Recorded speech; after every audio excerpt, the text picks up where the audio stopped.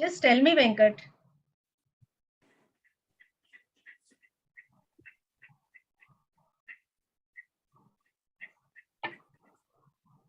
Yeah. Good evening and a warm welcome to today's webinar, the very first by the newly formed No to War Committee of FOXY. I am honored to make a beginning on this very important day, 25th November, the International Day for the Elimination of Violence Against Women. I extend warm welcome to our President FOXY, Rishikesh Pai, Secretary General FOXY, Madhuri Patel, and my VP in charge, Alka Pandey Madam.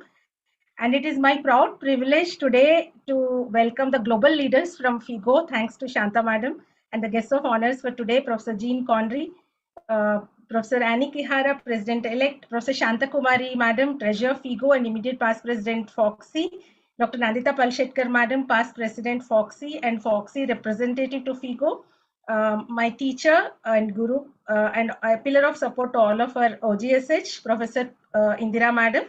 And I extend my warm welcome to all the chairpersons, seniors have joined today, to all the faculty and the delegates.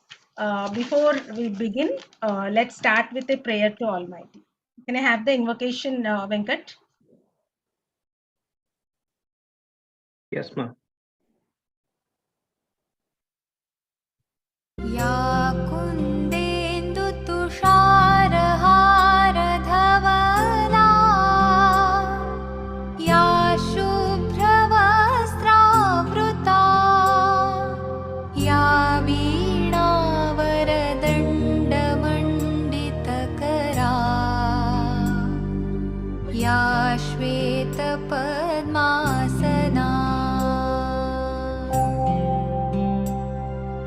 या ब्रह्माच्युतशङ्करप्रभृतिभिः देवैः सदा वन्दिता सा मां पातु Saraswati Bhagwati निःशेषजाड्यापहा.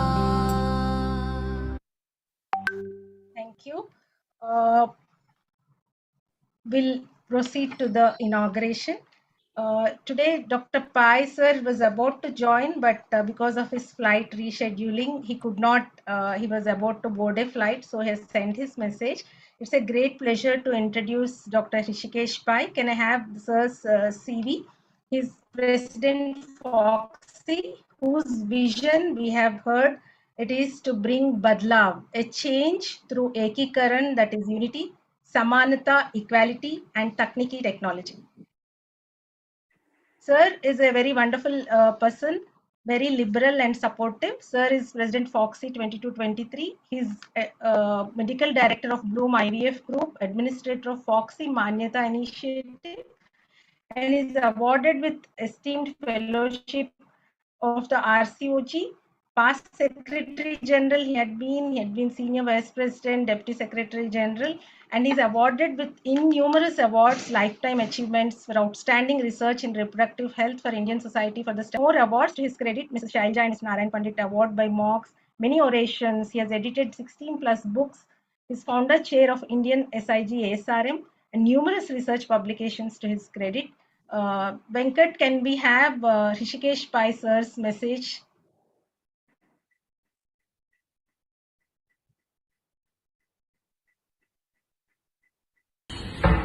Dear all, welcome. I would like to thank Dr. Kiran May for arranging this program on violence against women, and I would like to also recognize all the seniors like our FIGO President Dr. Jean Conry, our President-elect Dr. Anne Kihara, our FIGO Treasurer and past President Shanta Kumari, Dr. Nandita Palshetkar, our FIGO representative, our Vice President Alka Pandey ji, and our Secretary General Madhuri Patel, and all of you who have gathered here today for this particular seminar. And I wish you the very best, and I hope that we have a very successful interaction and achieve some kind of consensus on how to go forward.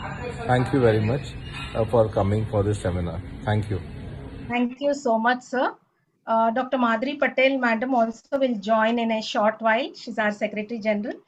Now it's a great pleasure uh, to introduce our guest of honor, none other than the President FIGO, Professor Jean Connery. Ma'am, I was telling you we were fondly remembering and recollecting your passionate message last year, where we all were moved by your talk and your Thanksgiving reference and everything came to us today.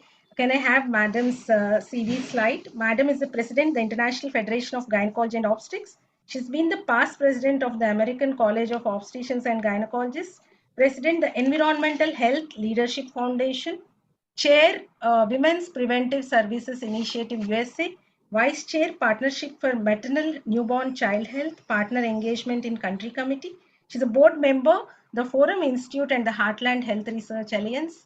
She's retired OB-GYN from Kaiser Permanente, Northern California. She's MD University, California, Davis, PhD University of Colorado, Boulder, BA California State University, and honorary fellowship of Asia, Oceania, Canada, Germany, India, Ireland, Taiwan, UAE, and UK. It's really, really lovely to have you, ma'am, today. We look forward to your few words of message of inspiration to us on this day. Thank you so much. And first, to thank Dr. Rishikesh Pai for his very kind words as esteemed president of FOGSI, and Dr. Madhuri Patel as a Secretary General. Dr. Kiranmai Divaneni, you are a fearless leader with FOGSI and the No to Violence Against Women Committee. And just the number of people you bring forward and the initiatives, the work that you do, I think is just something we admire. Dr. Kamari, who has shepherded this theme with FOGSI, I think this has been incredible. To all my esteemed colleagues and friends who are here today, greetings. You're right. Last year I talked about Thanksgiving, and I can't help but say it again, that yesterday in the United States was our day of Thanksgiving.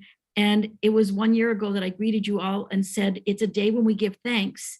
And it just seems incongruous that we're giving thanks and we're talking about violence against women. But if we look at our history of violence and giving thanks, they do go hand in hand. You know, we modeled Thanksgiving 600 years ago after a fall harvest and sharing, but our US history is one of marginalizing and assuming advantage of indigenous peoples and minorities, like many countries around the globe. So I instead choose to give thanks and realize that when we are sharing around a table or around a webinar like this, the sharing is about respect.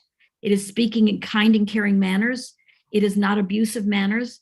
That's how we bring about change. And that's my leadership message always, that it applies in every situation, no matter how stressful or difficult it is. And certainly when we talk about violence and cultural changes, it's stressful. Dr. Pai's message is about bringing change through leadership. And I think that's what FOGSI does, and FOGSI does well. And sometimes when we're looking and searching for good, we have to really look for the good. Thanksgiving symbolizes family, friends, love, sharing, but it's thanking and giving at the same time. So in honor of Thanksgiving, I want to say that I believe that we can bring about change. When we look at the many problems women face, it's misogyny, it's a power imbalance, it's economic imbalance, it's disrespect, most certainly, it's about violence and a lack of power in the world. So we know that there are long-term consequences that we're going to hear today about violence, but it's incumbent upon us to increase prevention, increase detection, and improve responses. If we look at it, violence against women is more common than diabetes and pregnancy. We screen for diabetes. Why don't we screen about it? Why, as physicians and clinicians, don't we bring this forward in our practices, in everything that we do? We've not made a comparable focus like we have with diabetes. We don't ask every woman, does she feel safe in a relationship? Is she intimidated? Is she bullied?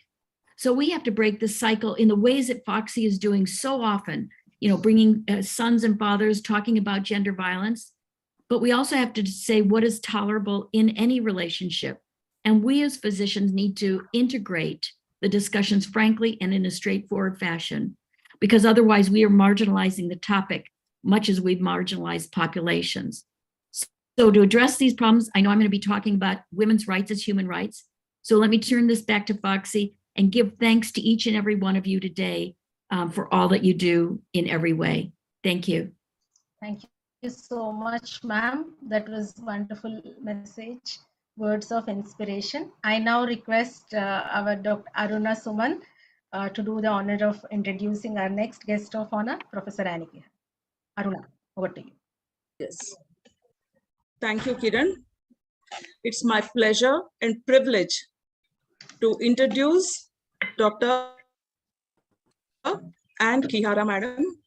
She is President-elect FOGSI, FIGO 2123, President of African Federation of Obstetrics Gynecological AFOG 2020 to date, past President of Obstetrics and Gynecological Society 2013 to 17, and she's consultant obstetrician and gynecologist Kenya since 1999, senior lecturer UON Department of Obstetrics and Gynecology, Nairobi, Kenya since 2006, special interest in adolescent and youth health, leadership and advocacy.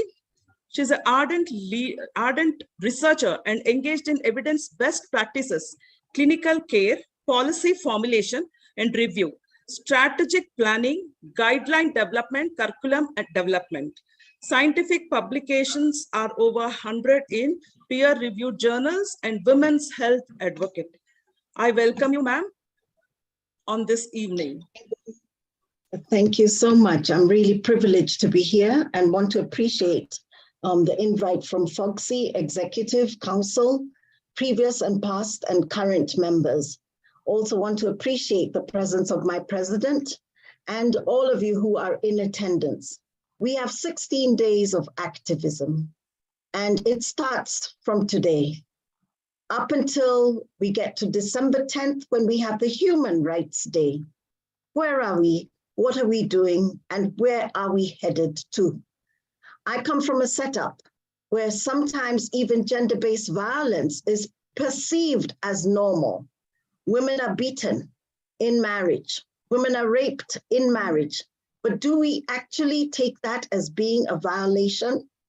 COVID came and really has put a rubber stamp that we must pay attention a little bit more at the domestic front, but even with the humanitarian and natural crises that we have.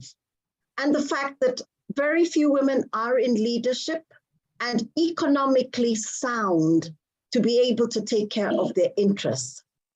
Yes, we talk of GBV. Is child labor GBV? Is transporting women and trafficking women GBV? Is teenage pregnancy GBV? Is female genital mutilation GBV? So we have a lot to discuss, and I'm really looking forward to sharing my insights on this topic. Thank you for having me. Thank you. Thank you so much, ma'am. Now our next guest of honor is the Heart, Brain and Soul of Dheera campaign. Today, it's igniting young minds has become every Foxian's mission and goal, and I am humbly submit that I'm one of them. She's Dheera Courage personified herself, and she's none other than Shanta Kumari Madam, who is Treasurer FIGO and immediate past President of FOGSI, who has made Dheera a household name. Let me introduce Madam formally. Madam served as FIGO member for committees for human rights, refugees and violence. Thank you, Kiran. Ma'am, I know you will not allow me, but yes, ma'am, thank you so much, ma'am. We would love to hear from you. Good evening, friends. It's indeed it's a very, very, I think, emotional moment today when we all meet on this 25th November, which is the day to say no to violence against women. Yes, it all started with my entry into FIGO way back in 2015 when I became the member of the first working group on no to violence against women. And today we are here in 2022. We have with us the FIGO leadership who is here, Dr. Jean Connery, our dear President FIGO, and Ann Kihara, our President-elect FIGO. We have Mona Talak also who has joined, I've just noticed, one of our trustees of FIGO who is here. And yes, Rishikesh has to be in the flight, so he couldn't join. Madurai is also in the airport. So I managed to reach Madurai So I'm here before you all. Yes. I think when we started talking about Dhira, no to violence against women, people were wondering why we obstetrician gynecologists, why I was talking about violence against women. Well, all of you know that we are the first point of contact between the women and their problems. And if we don't realize the importance of this violence, which plays in all sorts of violence, which both have explained, everyone knows, because it actually percolates and it translates into all the health problems. So we need to be sensitized. We need to be sensitive to the problems women face in life as the caretaker of their health. And that's the reason why I was so very keen that we obstetrician gynecologists all over the world, globally, in Foxy, if we go at every nook and corner, join together to say no to violence against women. You all have been part of the Dhira movement. I would like to thank each and every one of you for joining hands so that we can make our women stronger. Yes, we have seen how, as Foxy, we have grown, and I'm so very happy and glad that I have been able to initiate this committee for the first time, No to Violence Against Women committee. The first time we started, and Kiran has become the first chairperson, and that shows the commitment of Foxy and all of us towards women's health. Nandita is there, Dr. Jayam, the senior Dr. Indra madam, all my friends and colleagues are here. Each one of you can make a difference. And I think that is the most important aspect of being an obstetrician gynecologist. And again, I would like to thank all of you for taking the Dhira online school certification program to all the schools. And it is like it's the as the days are passing, people are becoming more passionate and trying to do their bit, because we need to catch them young. We need to make our girls and boys grow up to a gender neutral society. I have stepped down from the Foxy presidency. Yes, Rishikesh has taken over, but the online school certification Dhira program is going so strong. Every day, some part of the country, there are Dhira online school certification program. Foxy UNICEF is going on. And I'm so very glad now we're taking it to the other parts of the country. We're going to do it in Dhaka on the 6th. 5th of December and many other. In Suffolk, we were in Cartagena, the FIGO Regional Congress, South America. There also we had this session, because everywhere this issue is there. I think the more we talk, the more we become sensitive. And if we can change few people, I think that is the best contribution which we can make to the society and to the women we serve. And I would really like to thank all my colleagues for joining. Thanks, Jean and Muna, and all my Foxy friends for joining hands. And thanks to all those master trainers across the country who have joined hands to do their bit. All are busy practitioners. I know every one of you, each and every minute of your time is busy, but still you take the time off, go to the schools. Now, all of them are doing the physical programs in school. So I don't have words to thank you enough. I think the women will be thanking you all silently. And that, I think, as Jean has put it, that's, I think, the thanksgiving which women will be giving to you all when you can make the difference in any woman's life. Thank you all. And all the best, Kiran and the whole team, Aruna and all. I'm sure we will make a difference by saying no to violence against women. Now it has become a movement, and it will continue become stronger, because the Dhira means courage. Courage should never ebb. Presidents will come, presidents will go, the organization remains. And the movement of women's welfare is primary. And I'm sure we will be able to do it. Thank you all. Thank you so much, ma'am. And I now have a very pleasant task of having our another guest of honor, very dear Nandita madam. Aruna, I hand over this pleasant task to you. Kindly introduce ma'am and let's hear ma'am. It's my pleasure and privilege to introduce Dr. Nandita Palshetkar, madam. She's an eminent IVF specialist with more than 30 years of experience, medical director, Bloom IVF, head 7 centers all over India, MD Gyne, GMC JJ Hospital, Mumbai, specialized in ART from world famous IVF units in Belgium, Italy, Melbourne, and Copenhagen. Pioneer in India for latest techniques and technologies, ICSI, laser hatching, blastocyst culture, spindle news, oocyte embryo, ovarian tissue freezing, IMSI, and in vitro vaginal culture, metabolomics, and embryoscope and spindle check technologies. She's a PG teacher, delivered 65 orations, more than 900 talks, authorized more than 100 chapters and papers, and edited 23 books.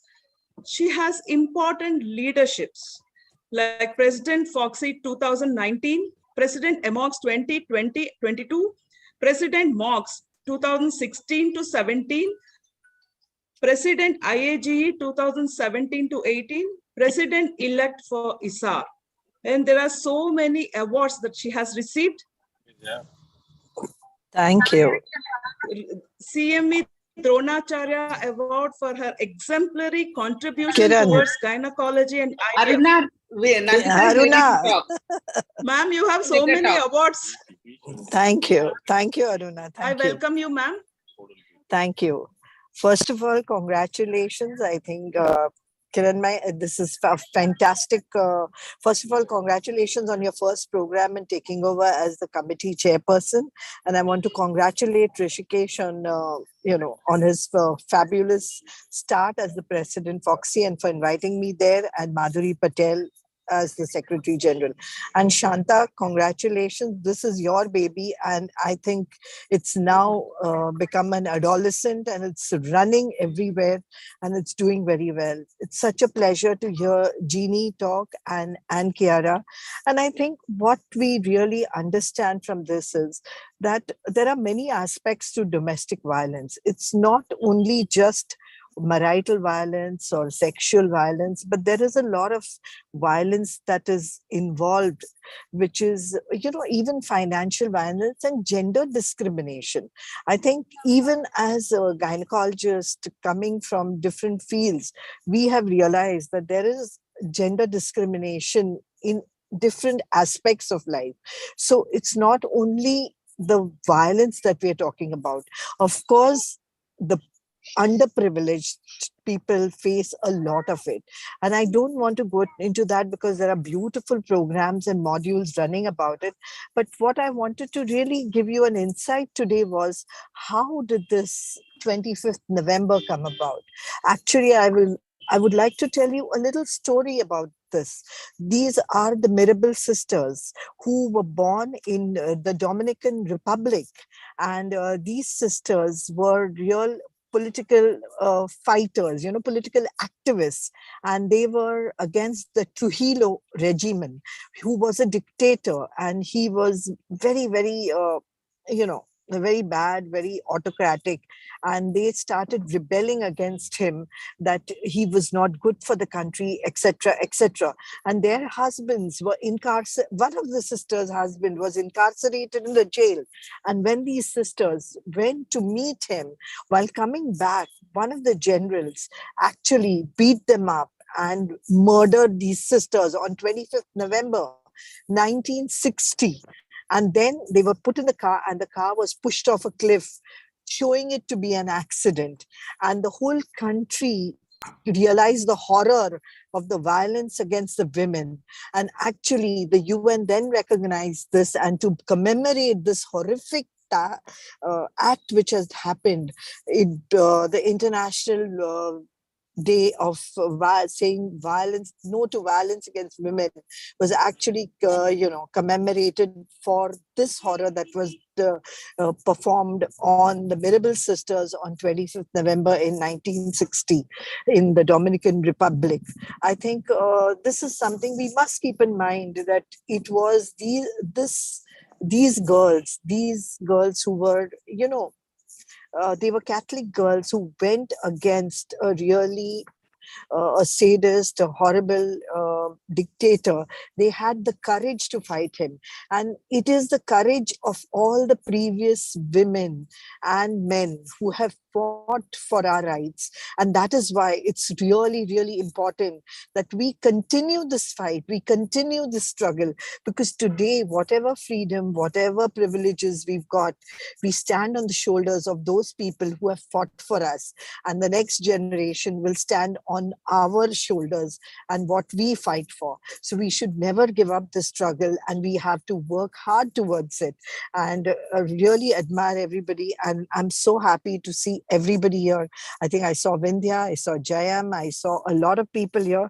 Though, I mean, I know I'm on the mobile, but I can see Sushila, Samad, Indra Devi, Shanta. I love you a lot, and I think I admire your passion, which you've been working for. And Dr. Alka Pandey, Jamuna is here, Venus is here. Okay, love you all, and keep up the good work. Thank you very much, and I hope this good work goes on, and we do continue our work for the women of the world. Thank you.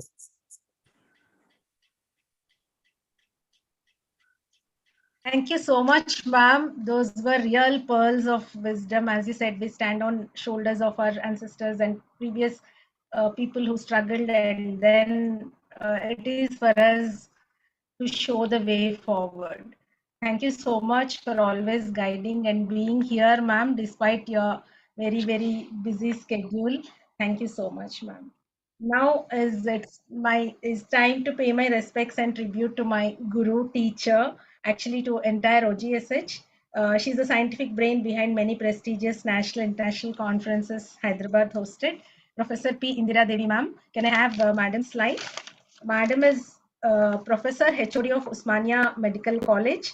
She has served as professor for 15 years. She is chairperson of Women's Wing IME, president of OGSH for 2 terms, and she's known for her, I have learned whatever, few things, little things in life, important things from her. Madam is a mother figure to all of us at Hyderabad. Indira ma'am, can we have a few words from you? Yeah. Indira ma'am. So first, let me say Yes, congratulations ma'am. to everyone, the entire faculty who have joined for this noble program, and congratulate Shanta for taking it on to the international platform, along with each member of the proxy, of course, and the Kiran. Yes, I know you since your childhood, I think probably. You were a child. I'm honored to say that I was your teacher. And the thing is, the one sentence I would like to say, we all know it is a human violation of the human right. But there is one thing which is a hidden harassment. We talk about the verbal and the physical harassment, but what I see and the experience with my patients, there is a hidden harassment which is there with the known people, usually at home. This is causing the people, it is something like emotional violation, emotional blackmail. See, where usually related to the fertility or infertility problems or a gender bias. So what is resulting with this? These people don't come on to the report. They are afraid of their defaming the family. So they just suffer silently at home, resulting in involuntary and unintended pregnancies, and then for a number of pregnancies. I myself have seen about 4 to 5 pregnancies which are terminated with medical termination later. Then this results not only the general upset in our health, it also causes psychological problems. So ultimately what happens, they are more prone for the obstetric problems and then STDs and the gynecological morbidities. Ultimately, these leading to, added to her age, they may go for hypertension and then diabetes. Ultimately, they end with the psychological problems. This is one part which it doesn't come onto the record because they are worried about the defaming of their families. The second thing also, the dowry system, or even the parents themselves harassing their children for the family's sake. So these are the things. Ultimately, what I would like to say is not only the children, adolescents, but each family, irrespective of the gender, has to be counseled and awareness are created among them, knowing the underlying causes. It may take time, and it doesn't, we alone cannot do it. We definitely have to go associated with our NGOs and then the governmental and all the societies around the globe. So thank you very much for giving me this opportunity. And congratulations to everyone who has worked for this noble cause. Thank you, Kiran, for the opportunity. Thank you, Shanta, and every member of the Foxy and the international governments. Thank you so much. Thank you, ma'am. Thank you so much. Aruna, over to you to introduce our dear Vice President Alka Madam for her message today. Then we have CD slide of Alka Pandey, ma'am.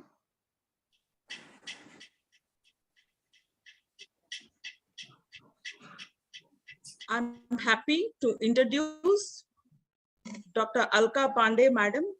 She is Associate Professor, Department of Obstetrics and Gynecology, Patna Medical College, Vice President Foxy 2023, Member Governing Council ICOG 2021-2022, Chairperson Practical Obstetric Committee Foxy 2015 to 17, National Corresponding Editor Jogi 2017 to 23, President Patna Ops Gynops Society, and Joint Organizing Secretary 57th AICOG 2014, Organizing Chairperson VoxCon 2014. I welcome you, ma'am, for this webinar. Alka ma'am, kindly give your message and bless this webinar. Good evening, everyone, and congratulations, Kiran. Thank you. My heartfelt thanks to Dr. Shanta Kumari ma'am, Dr. Kiran Mai, and Dr. Aruna Suman for giving me this opportunity of sharing this dais with such dazzling luminaries on such an important issue today, No to Wow. And international days are being observed to educate the public on issues of concern, to mobilize political will and resources to address global problems. Violence against women has long been a problem in times of peace and war. This violence ranges from very mild teasing to rape and murder and takes place at home, in the streets, at workplaces, and in short, everywhere. Few crimes against women are reported, fewer still prosecuted, and a negligent number of accused are actually punished. Any society in which half of the population is not assured of safety needs to reconsider its claim of being civilized. We all stand united in this movement, No to Wow, and we pledge to eliminate it. Thank you. Thank you, Kiran. Thank you so much, ma'am. Thank Thank you you, so ma'am. much. Can I just interrupt you all for a minute? I would really Yes. like to thank all of you today. Now I'm in Madurai. We have a program on No to Violence Against Women, a physical program which is happening. So I have to go and join that program. So you'll have to excuse me now. So, so that's going to be a physical program by the Madurai OB-GYN Societies on this international No to Violence Against Women. So I'll be joining that. So I'll be leaving you all and I'll join you all after some time. Thank you very much. Thank you, Shanta ma'am, for taking the time out today. I know how busy and super tight you are. Thank you so much, ma'am. So, yes, Aruna. Can I go ahead with the vote of thanks? Yes. Yes, Kiran. Yeah, so I thank our dear President Foxy, who is a very encouraging and visionary leader, Dr. Hrishikesh Pai sir, and Secretary General Madhuri Madam, and my Vice President Alka Madam for all the support extended to this program. I have made multiple phone calls to all of them. I thank Shanta Madam. She's my source of strength and support and courage. And I thank her for bringing the FIGO leadership, both Professor Jean Conry and Professor Anne Kihara, to this platform today. I thank both Jean Madam and Annie Madam for being here. It's really a wonderful moment for me personally also. I thank Dr. Nandita Madam, guest of honor, Dr. Indira Madam wholeheartedly for being here. It means a lot. I thank the chairpersons. Many are very seniors, and Dr. Padmashri Leela Joshi Madam is there, Jayam Kannan Madam is there, Dr. Meera Agnihotri, and Chairperson ICOG, Dr. Lakshmi Shrikande, Girija Wag Madam, Vice President elect. Many are here today for this cause. All feel very passionately about this. Dr. Anita is there, then Dr. Vaishali. Each one of them here today, faculty, are passionately working towards this cause. and since many years. And I thank our coordinators today, Dr. Aruna and Aruna Suman, Ananta Lakshmi, and Dr. Venus Bansal. I thank my parent society, OGSH, Dr. Shobha, Dr. Archana, Dr. Vindhya, Dr. Jamuna Madam, and Dr. Krishna Madam. I thank finally, last but not the least, Team Meeti, Tirupati Venkat for this seamless conduct as always. With this, we end this inaugural session. Let me introduce Dr. Aruna Suman, who will be taking over the next session. Can I have Dr. Aruna's slide? Aruna has been a great Bhira warrior. She has been a joint secretary to Shanta Madam in her presidency, and she's now zonal coordinator for Rishikesh Pai, sir. She'll be working very actively this year also. She's our vice president for the OGSS Society, TCOG treasurer. She has many accolades. Thank you, Kiran. Kiran, thank you so much. Let's continue with the program. Aruna. Yes, Aruna, please go ahead. It's my privilege and I'm very happy to introduce Padma Shri Dr. Leela Joshi Madam. Aruna, because who is Shanta also recognized. Aruna, Shanta Madam has excused herself. So we'll go ahead with Jean Connery Madam's. Ma'am, is it okay? Professor Jean? Ma'am? Sure. Okay. Did you want me to give my talk now? Okay, Kiran. Yes, ma'am. Because okay, dokes. Let me get my Let me just get my screen. We'll have Leela Joshi ma'am, Jayam Kannan ma'am, as well as Vindhya madam to chair the Professor Jean Connery session.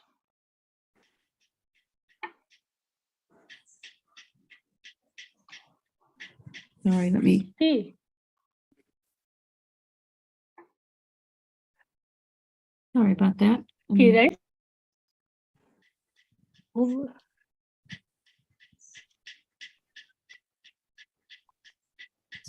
Dr. Aruna ma'am, you can introduce Dr. Leela ma'am as a chairperson. Yes, you can introduce the chairpersons, Aruna, and yes, we can have a word from the chairpersons. Yes.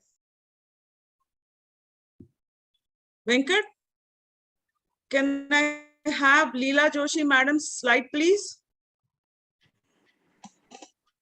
It's my privilege. I'm happy to introduce Madam Dr. Jeannie Leela Joshi sharing madam. the screen. Okay, so let me stop sharing the screen then.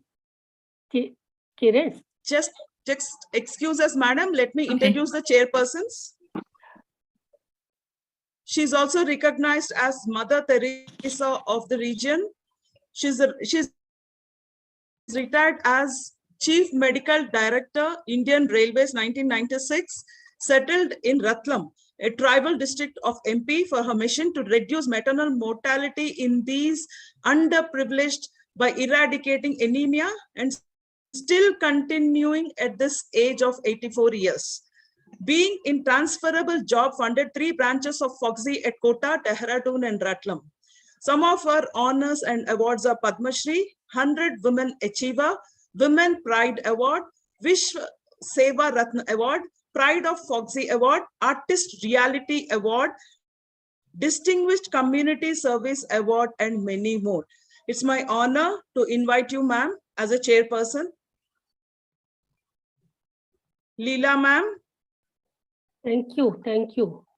Yeah, Aruna, you can go ahead. Next, with can I have the slide of...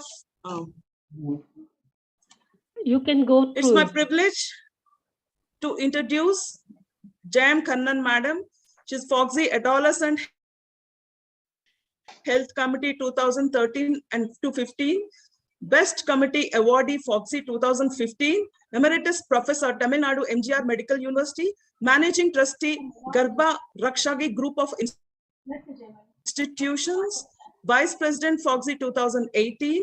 Founder, Secretary of Tamil Nadu Pondicherry Federation of Gynops, and she's President, Member, Course Director, and her major achievements are President of, the slide is blurring,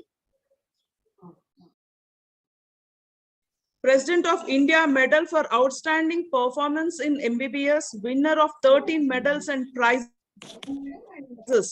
in MBBS, State First in MBBS, University First in MD, Best Paper Award 4 times, Best Book in Medicine Award 2 times from Government of Tamil Nadu, this thing. and the President of India Medal, Best Society President Award, Trichy Society 2013, Best Society Secretary Award, Tanjavur Society, Best Hello. Book in Medicine Award 2 times by Government of Tamil Nadu. Lead assessor with exceptional commitment, Distinguished Service Medal 2018, first Indian to receive. I welcome Jayam Madam to this webinar today. Thank you, Aruna. Thank you, ma'am.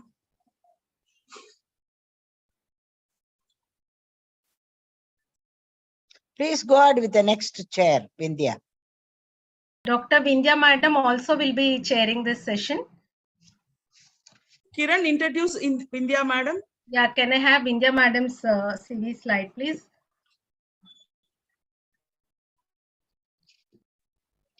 Vindhya Madam is President Obstetrician Society of Hyderabad and she's a member ICOG Governing Council. She's an active member of OGSH. Mainly, she's closely associated with DHERA, core member faculty. Welcome you, ma'am. I request JM ma'am to please introduce Professor Jean Connery once again to deliver her lecture.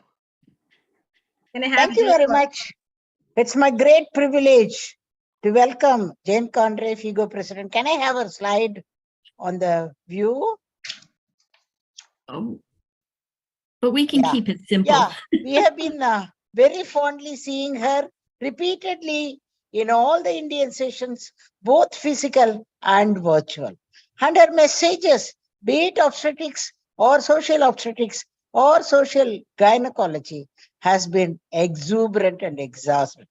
I'm really looking for the message she is going to give on this violence against women, the DHERA, the concept which has hardly, untiringly have been worked by Shanta Kumari for the last 10 years. Over to Jean Conray for your exceptional presentation, which we are awaiting now.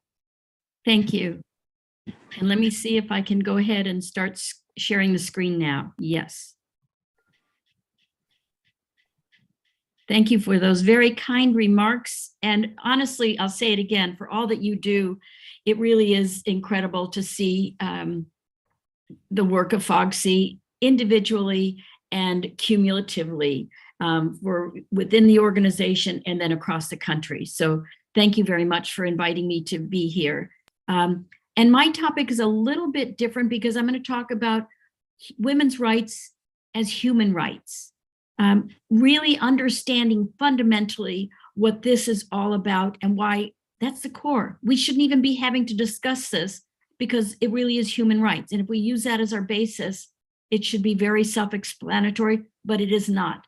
So it gets back to that power struggle that we have. I have no conflict of interest. And really, I'm going to give a brief overview of FIGO. I know you all know about FIGO, but I like to ground it in our strategic plan because it takes us through a decade of looking forward, remind us that we're all part of a global community. And for me, what this gets down to is our life in reproductive health, reproductive justice, and reproductive rights. So quickly looking at our FIGO's plan, strategic plan, I always say we plan for a decade and celebrate biennially because every 2 years we have a big celebration. Let me go ahead and, there we go. Just a quick look, FIGO's complicated. We've got members here from our council, our trustees, we've got headquarters staff, we've got division and committee members, our member societies. FOGSI is an important member society. You're part of AOFOG, so the regional federation. We have projects that are taking place, and then we've got important partnerships around the globe, whether it's a partnership on maternal newborn child health, whether it's a partnership on UN Women, or any number of organizations. We have to partner globally at every moment. Our vision, let me go ahead and change this. Our vision is that women of the world achieve the highest possible standards of physical, mental, reproductive, and sexual health and well-being throughout their lives. So we're talking about women and their lifespan across all of their lives. And I start out with this quote always because Dr. Mahmoud Fatala said this in 1994. And now we go on several decades, and it's still as true as today as it was back in 1994. Women are not dying because of untreatable diseases. They are dying because societies have yet to make the decision their lives are worth saving. And what is violence against women any more than their lives are not worth saving? We have not yet valued women's lives and health highly enough. And we need to someday be able to put that quote to rest and say we've solved the problems, but boy, it's going to be not in my lifetime, I hate to say. Our goals are very straightforward. We want to improve the health and well-being of women and girls across their life course, enhance the status of all women, girls, and families, enabling them to realize their full potential, advance the practice of obstetrics and gynecology, as you do here so well, and then strengthen the role of FIGO in global health, which is my goal. We've got many commitments, 10 of them to be exact, but I wanted to focus on a couple of them. Encourage all efforts to empower women and girls and promote gender equality by maximizing their potential through education, health, and economic strategies. I call that out because I'm going to describe the UN Women Report and their strategic plan that just came out. And they could have lifted their strategic plan from what we say, because this is what they're saying. And we are saying the same thing. So we have to collaborate with these kind of organizations.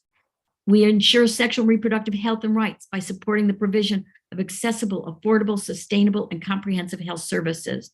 We empower clinicians as leaders, every one of you in FOGSI, to empower you as the leaders so that you can have that scientific dialogue. You can have that policy dialogue. You can speak up on women and girls' health and rights. There is no one more powerful than an OBGYN speaking about women's health and women's needs. And then we're here to disseminate the current evidence in the field of obstetrics and gynecology. And that's my other plea to you. Ground this in our science. We've got clear science. So we have to speak up with this as the science. And then its foundation is built on 4 pillars: education, as you're doing here today, research, implementation, interpretation. So taking all of the research on what happens when we see violence against women, how it impacts their long-term health, how it impacts the economics of a family and society. Take that research and allow it to guide our education and to guide our advocacy. Because once we see the research, we are the best spokespersons for advocating on behalf of women. And then finally, we say health capacity building, but it's truly health system strengthening. How do we take this and strengthen our entire health system around the goals and needs of women? One of my other themes that I try to put forward is that we need to strengthen global resolve. FIGO needs to look at leaders around the world, look at reproductive freedom, speak as scientists, and speak as women's health specialists, and make sure that we are there to say, this is the global need. This is what we need to be doing. And don't be led astray by any hiccups where a country or a region is not listening to what is science and the guidance around women's health. Now, this is it's a complex look at reproductive health, rights, and justice. It's put together by a women's law center that advocate for reproductive rights in the United States, but it is a guide for the world. And I always like to say, you and I live in the realm of reproductive health. That's it. You know, it's that, you know, whether it's IVF, whether it's infertility, whether it's contraception, that's our comfort zone, if you will. Reproductive health outcomes are the consequence of the service, accessibility, maybe somebody's insurance, maybe what the state covers, and the individual care. But that's where you and I live. You know, we have a patient come in and we talk about reproductive health. But boy, as soon as somebody starts asking about reproductive rights, we get a little bit out of our comfort zone. But those are the individual legal rights that a country may place on an individual, a health system, a state, and you name it. It's the service that might be limited because of the legal description in a country, what their law says. So if you have a restrictive law about birth control, about reproductive care, or if religious beliefs manipulate this, that's when we get into the realm of reproductive rights. These are the legal rights of an individual. So again, I would say we as scientists need to know what we know about reproductive health and the science. And then when it's reproductive rights, we need to speak based on science, how violence impacts a woman's health, how it impacts mental health, what it does in terms of her life expectancy. Those are reproductive rights, and you and I need to speak strongly on behalf of them. Whoa, and then we get a little bit out of our comfort zone even more. And this is reproductive justice, because this is about the human right to control our bodies, our lives.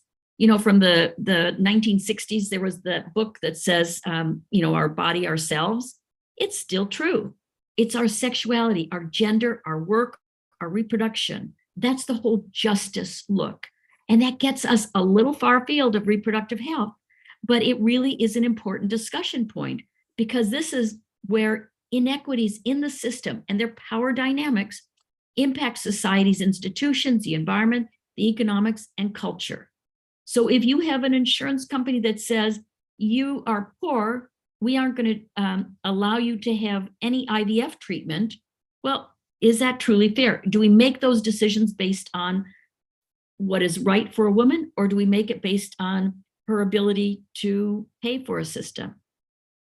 So when we look at a reproductive justice framework, it acknowledges that their socioeconomic status, gender, and race all come into play. And we have to realize that we need to be holistic in what we're looking at. So a justice framework addresses race, sexual orientation, citizenship status, religion, and how they all target systematically and limit women's ability to act on their rights and on their choice. Income, housing access, criminal justice system, all of those interact here, and it gets really complicated.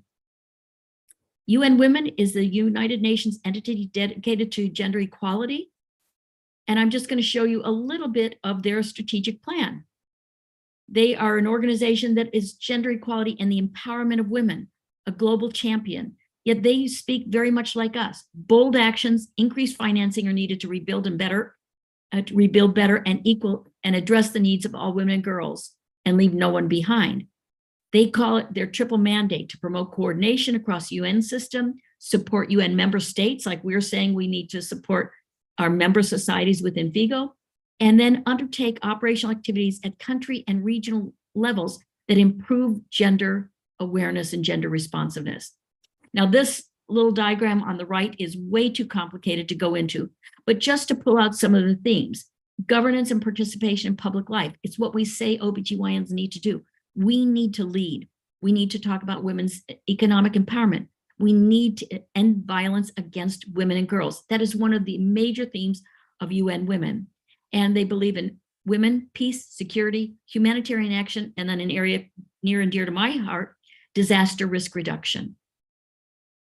We have the CEDAW, the Convention on the Elimination of All Forms of Discrimination Against Women. The convention was in 1979, ratified in 1981.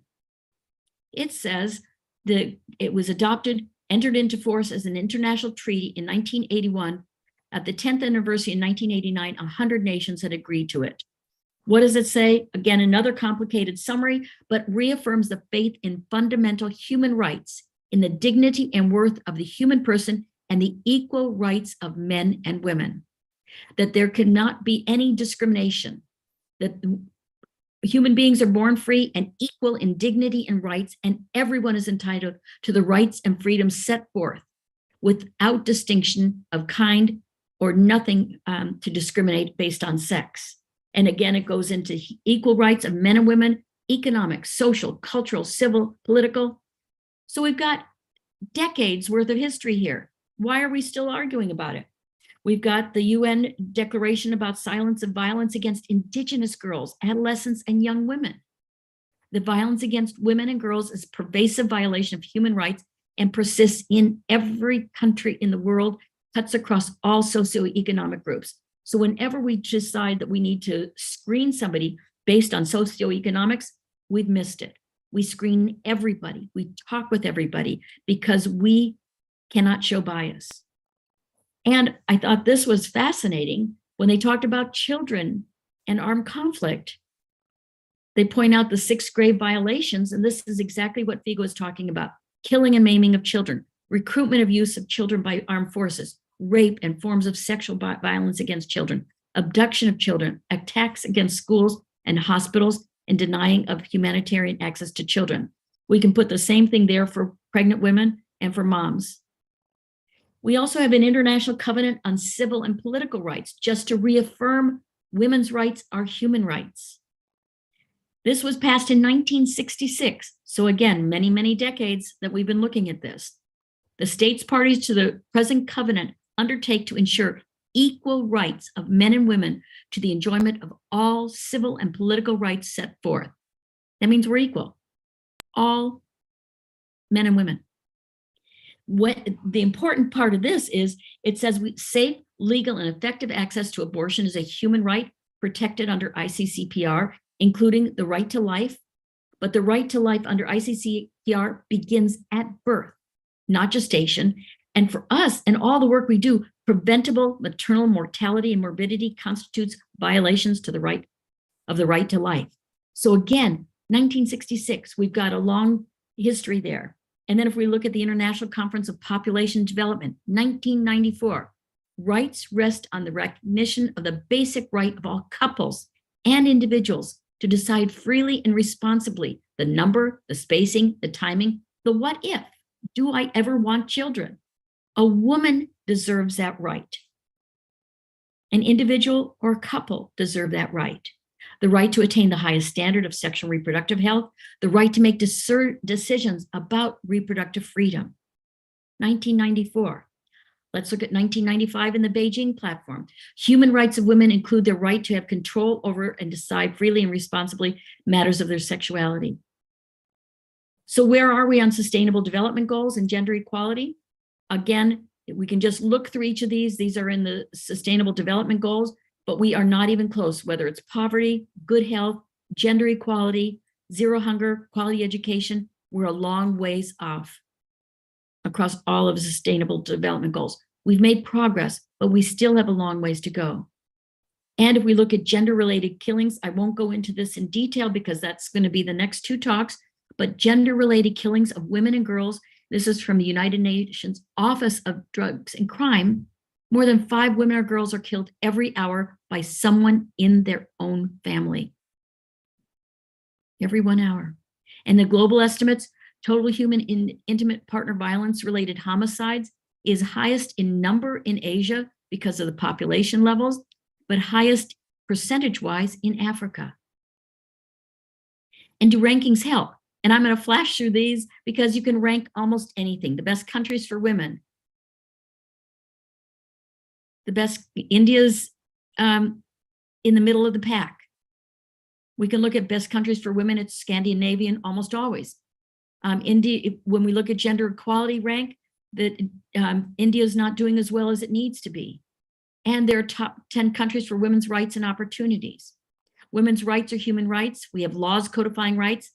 What is going on with the Nordic countries? How have they been so successful? And how do we learn from that? It's not purely money. It's not just money. It's an intrinsic belief that they have put into a cultural system that strengthens it. And we need to learn.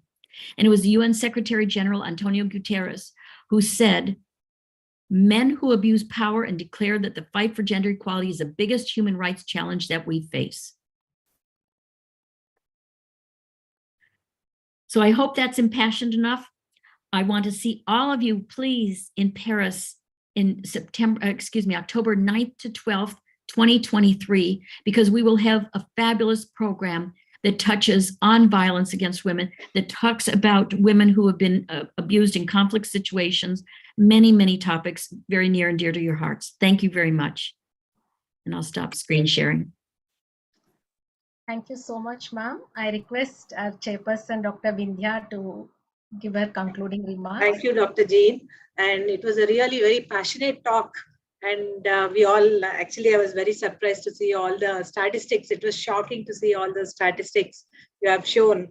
And as you rightly said, the main problem is we have to empower our women with education, financial independence, so that at least they can fight for themselves. These are the main two things. And we have to go sitting on this platform as doctors or in the cities is not the matter. We have to go interior into the grassroots level and then handle the problem. And I think it's a big task for all of us. I think that's what you all are doing very well, though. It is that grassroots change. You've got to change from culture, from everything, the schools, all that you're doing. It's phenomenal. Thank you. Thanks. My congratulations. Thank you so much, ma'am. I invite now Dr. Venus Bansal, who is our coordinator, to go on with the next very important message and talk. Dr. Venus, over to you. Good evening, everyone. And this is violence is never a solution. So ultimately, we have to come up with a resolution against it.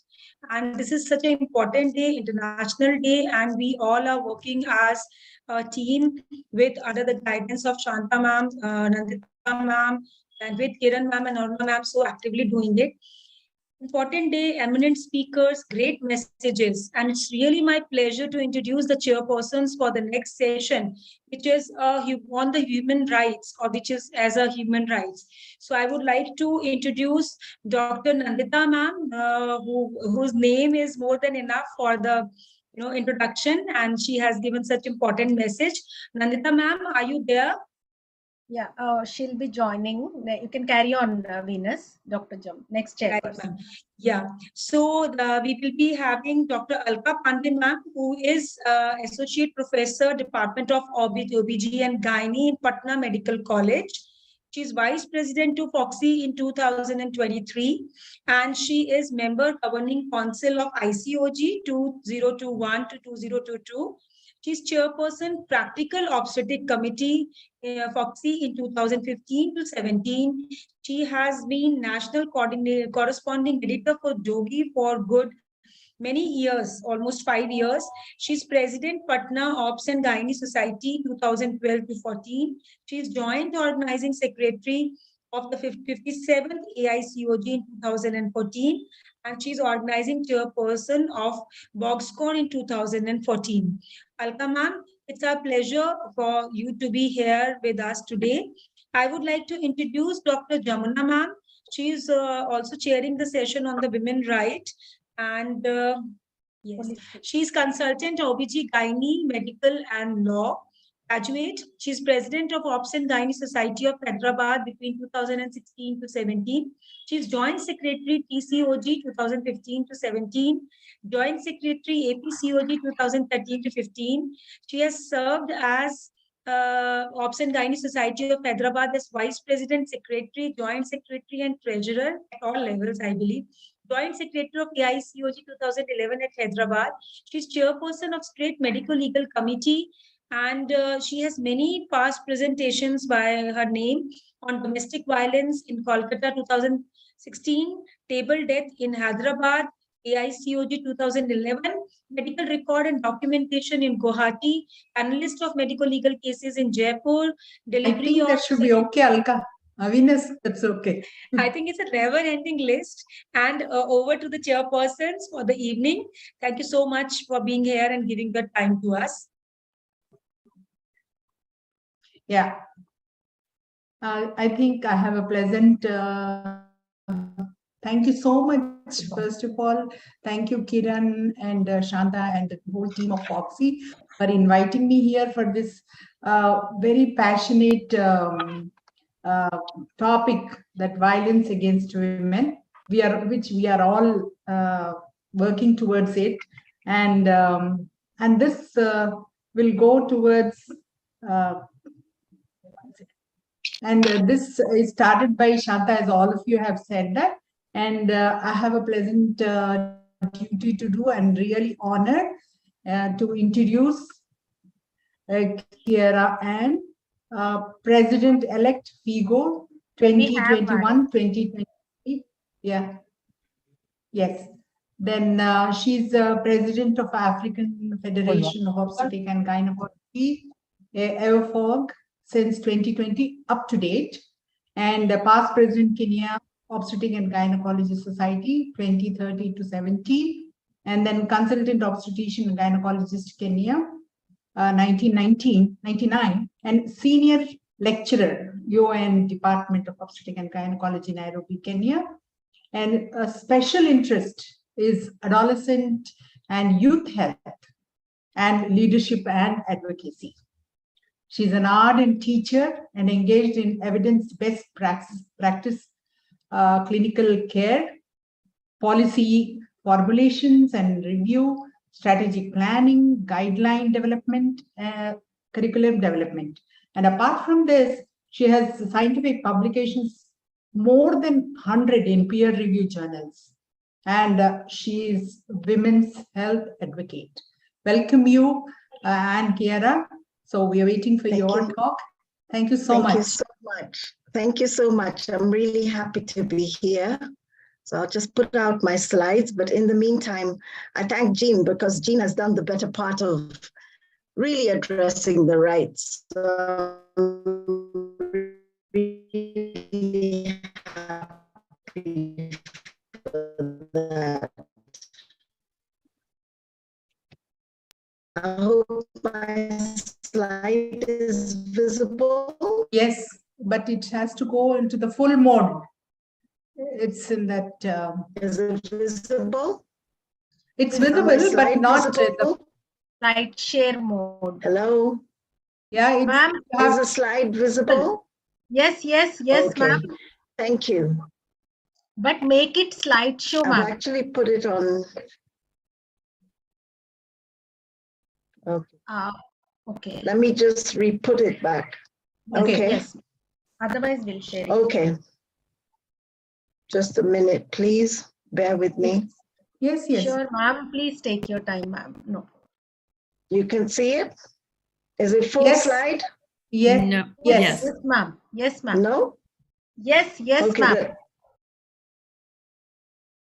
Excellent. Thank you so much, and thank you for having me. I really appreciate this opportunity. And also the topic of the evening really is one very close to my heart, particularly when you look at adolescents and youth and what is happening to them in the current context. I was given a task to talk especially in relation to the role as gynecologists. What should we do? Looking at no violence against women and girls. I always add and girls. And I will start really from where Jean started off. The rights perspective and the fact that we should be looking at both women and men in equality if we are actually to get sustainable development goals achieved. This slide is busy, but I think it's extremely important. On the first depiction, women get beaten up. Female genital mutilation. And here I dare say, what we are beginning to see is cross-border female genital mutilation and medicalization of female genital mutilation. So we're actually moving a cultural practice even into the medical arena. Really, really, where is the right of the woman? Child pornography, rape as a weapon of war. And I'm sure you are aware about the initiative we have of the Red Line. Female sexual slavery, early marriages. And here we're looking at young girls under 18, under 16, being married off. As young as 9-year-olds, not only are they being married off, they're even starting motherhood at that age. So teenage pregnancies. And the issue around even child labor. And where are women as far as leadership and in the political realm? We are the workers, but how many actually hop into leadership? Female femicide. This is on the rise, and I think even Jean depicted this. And then trafficking. These are just areas that we need to really flag when we're talking about violence against women and girls. I will not belabor to the treaties, but only reflect on what is WHO telling us. 1 out of 3 women are facing gender-based violence. And this has a major effect on the physical, emotional, mental health. And as if that's not enough, it actually has a lot of the perpetrators still in the same environment. So you can imagine, I get violated today and a repetition of the same is going to happen because I'm not even removed from where the assault or insult was actually done. So what happens? You're violated physically, you're violated sexually, you're violated emotionally. Even control over, that's the power relationship. And even neglect, which is really a very ignored element. You may be sitting in one house with your husband and you're neglected for basic needs or even in conversations. And unfortunately for some, they pay with their lives. For individuals who survive reproductive health problems, harmful drug and alcohol use, psychosocial sexual disorders, and in some cases, they still feel they're not worth it and may have suicidal ideations or acts. In families, we have to look at, some of them will end up with a pregnancy, but they will have miscarriages, which may be spontaneous, induced abortion, stillbirths, or if a baby is born alive, low birth weight, preterm deliveries. And unfortunately, what we don't seem to talk much of, the perpetuation of violence. The child is brought up in a home where violence has been happening. It imprints in them, and they too become violators in their later years or social delinquents. For the communities, what should we think about? It leads to a lack of agency. Their voice, are we their voice on their behalf? And therefore limits their participation in development and economic empowerment. We're saying by 2030, there should be equality. Women and girls, women and men, boys and girls enjoying an equal opportunity. And I love looking at this particular SDG because a lot of us focus on 5.2, the violation of girls and women in public areas. But how many of us participate, as Jean has articulated, in the legal arena and the policies and the rights, and really articulate there as 5.3, eliminate forced marriages and FGMC. 5.4, unpaid care and promote shared domestic responsibilities. Ensure full participation in leadership and decision-making. And 5.6, all of us know we're aiming towards universal health coverage. But again, how many women are really able to access? And this really made me think a little bit deeper. The fact that women cannot even access, isn't that in and of itself a social injustice to our women? We need to have a rethink. Now, economic resources, property ownership, and access to finances. This really is something we as clinicians need to really think about. I can't access clinic. Therefore, I can't access the best air for the children I have or are expecting. I can't access basic needs, the food, the water, just housing. Isn't that violation in and of itself? A lot of us as women have walked into banks. How many of us have been able to comfortably even get loans? They consider you as secondary. The person who does get it without a flinch will probably be the man. Why? Promote empowerment of women through technology. If I was to even ask amongst this group listening this evening, how many of you can code? How many of you are actually comfortable with software loading up, let alone the techno-savvy aspects that are coming in, even with communication as women and as girls? Why is it we're propagating more and more women need to engage in STEM subjects? And then how many of us are involved in policies and legislate actively in that space? In India, I'm happy to say, right from 2005, they have seriously flagged violence against women and girls. And I'm really happy that Shanta took leadership with all of you as FOGSI to actually continue that STAR project. Really accolades to all of you. So it made me think, what then are the risk factors? We've had the pushback, COVID-19, climate change, natural and humanitarian crisis. And in humanitarian crisis, just think of the wars that are going on. And what does it mean for women and children, either in the war front areas or trying to flee and get into safer pastures? Lack of body autonomy, lack of decision-making, lack of leadership. In families, family conflicts, but we know we basically come from patriarchal homes. So what are the social and gender norms? Poverty in our homes, malnourishment in our homes, definitely pushing the lack of basic needs. In my country, we have girls. Just the fact that they can't afford sanitary pads, they are having sexual relationships with the boda boda or the tuk tuk in India just to access a basic commodity. It shouldn't be that way.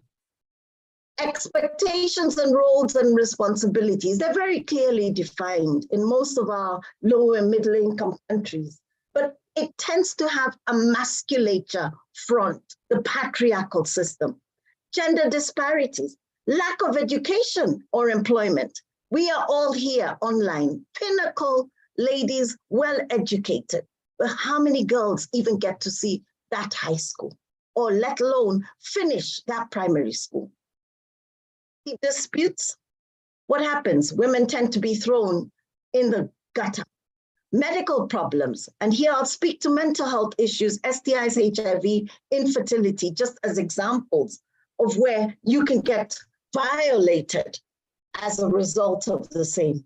Addiction to drugs and substance abuse, and the fact we have this persistent gender blindness. These are just a few of the risk factors.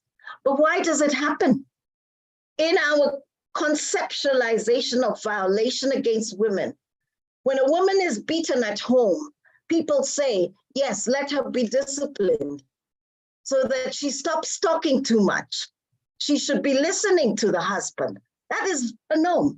And in some places, they may not even perceive that as violation. And other women in that kind of environment will actually say, okay, I was brought up knowing I should be submissive. I should take everything that I'm being confronted with. And in India, I actually saw a paper where they say the reporting rate is only about 40%. So we must remember, even the last thing that makes the challenge even worse is we treat these patients, but we don't look at their social environment, and she goes back to the same perpetrator. So we must begin to address beyond the context of the Medicare and begin to look at the social environment, and also the fact that a lot of multiple stakeholders must begin to articulate with violence against women and girls. So this is what I came up with, and I think I would really wish all of us to take maybe a pen and paper and say, let's take these 16 steps together for these Unite 16 days of activism for DIRA, no to violence against women and girls. And this is where I'm saying, Foxy, you're leading from the front, but we should all be champions. And how can we become champions? We must commit, we must cooperate, we must partner, we must provide leadership. I think you're used to that trophy from the DIRA program. So that's how we become the champion. So step one, because I want us to walk together. Number one is we must enter and engage with communities, not at communities, and mobilize ourselves for social behavioral change. Be attentive to equality, dignity, non-discrimination, gender identity and expression. Look at the mental health and physical trauma, and also look at the context in which women are becoming pregnant and the complications thereof. Environmental justice. It's a new buzzword, but it's extremely important to look at the environment. The fact I don't have food, the fact I don't have clean energy, the fact I don't have economic buying power, yet on the converse, somebody is violating me as I try to nurture my children and keep my family alive. Why do we go back again to the community? Mobilize the women so that they are empowered as beneficiaries for DIRA. but also become your champions to advocate for change. This really is the articulation of rights, the rights to body autonomy, the rights for entitlement, and the rights for women's empowerment. Number 3, capacity building. And I'm really happy to hear today you started your day in medical school. We are the champions. We know what we see when women come as violated or girls come as violated. So we must continually capacitate so that even the attitude of clinicians can even change. Number 4, focus extremely on your adolescent in the continuum of care. So you need to educate and train them. And why am I looking at that? Education is a well-known determinant that changes the dynamics of everybody as agents of change. Then, age-appropriate comprehensive sexual education, youth-friendly policies, information and services, and gender-transforming programming. Let girls begin to value themselves even as they grow. Advocacy. Advocacy must be based on evidence. And here I really want to flag out media campaigns and the various channels that you can use to advocate about gender and violence against women and girls. And this really even begins to say the evidence will help you with reframing what you should value within a given context. The intersectionality of communities and the fact you cannot work as gynecologists alone. You must work with the politicians, you must work with civil society, and above all, work with the communities that you are working and serving in. And we must address social determinants and demographic dividends. So I've even put it for you. What are some of the social things that actually drive women to end up being violated? Their lack of education, the lack of access to healthcare, the environments in which they live in, the community context, and economic stability. In demographic dividends, this is where I really feel the gynecologist must make a difference. And I've given you 2 arms. The lower arm looks at the girl who gets married off as a teenager, leaves school environment, now becomes a young mother nursing babies, and gets repeatedly into the motherhood which subsequently actually pushes her to more and more morbidity and even mortality in the informal setting. So does she have safety nets for economics? Can she nurture her children? Highly unlikely. Then look at the top one where there's demographic dividends. And I want to believe all of us as gynecologists have been privileged to get that way. You were allowed to continue to school. You were empowered.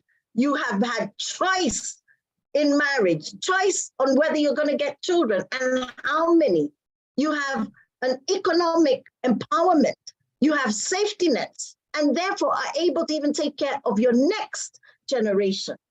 And look particularly the interventions for the gynecologists that we normally give. Family planning, access to stillbirth attendants.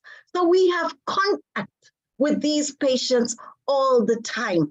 But how many of us ask about their social lives? They matter. So we must then have adaptive programming. We can no longer talk about just giving safe motherhood services, but contextualize it and give fit for purpose context. And as Jean said very well, we must begin to screen for violence against women and girls within those opportunities that have been created for us. And then working together for those who unfortunately have been violated and give reason for survivorship, prevention and response, safety houses, protection, recovery environments, but above all, empower them. And you're empowering them beyond money. It's not everything about money, even beyond money. Self-esteem is empowering a woman, looking at the next generation. Number 9, working together on the laws and the policies that have been articulated in terms of the rights framework. And what do I really feel in addition to what Jean has said? The justice system. How many of us are human rights defenders and influencing in that space and pushing towards dignity, freedom, and justice? The three things that have thematically been put in place for violence against women this year. Number 10, pass the baton. Don't sit and have this DIRA, very good program, without passing it to the next generation.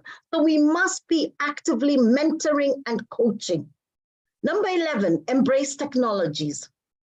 Where is our WhatsApp hotlines and literacy of our younger generation who are very good with social networks? They're not going to read a book, but you put it on their social platforms, you will start a conversation. So how many of us are in chat booth? How many of us are on Telegram? How many of us are blogging with them with the right information? I've given you two. There's Lady Smith, where you're having gender data kits, and Reach 52, which is a very good program taking us to the last mile, the most vulnerable who actually tend to be violated most. Number 12, I put for you here, this is in India. You have your National Commission for Women 24/7, technology.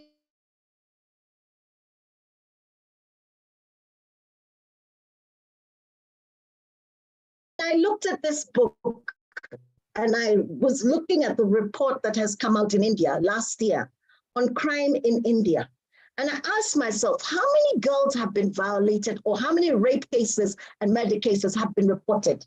Ladies and gentlemen, look at this. Murder, at the end of it, only 44 was sorted out. Rape, 4,500. This is in your police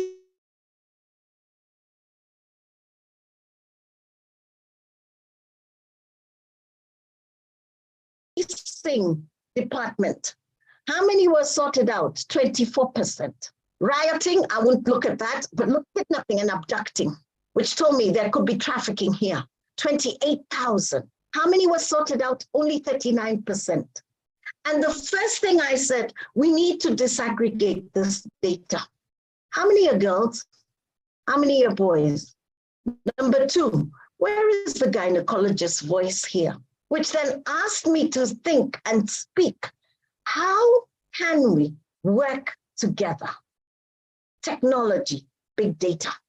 We've got to amalgamate the data sources from everywhere, from the pathologist who may be seeing people who have had femicide, to the police station, to where we work as active gynecologists giving clinical care.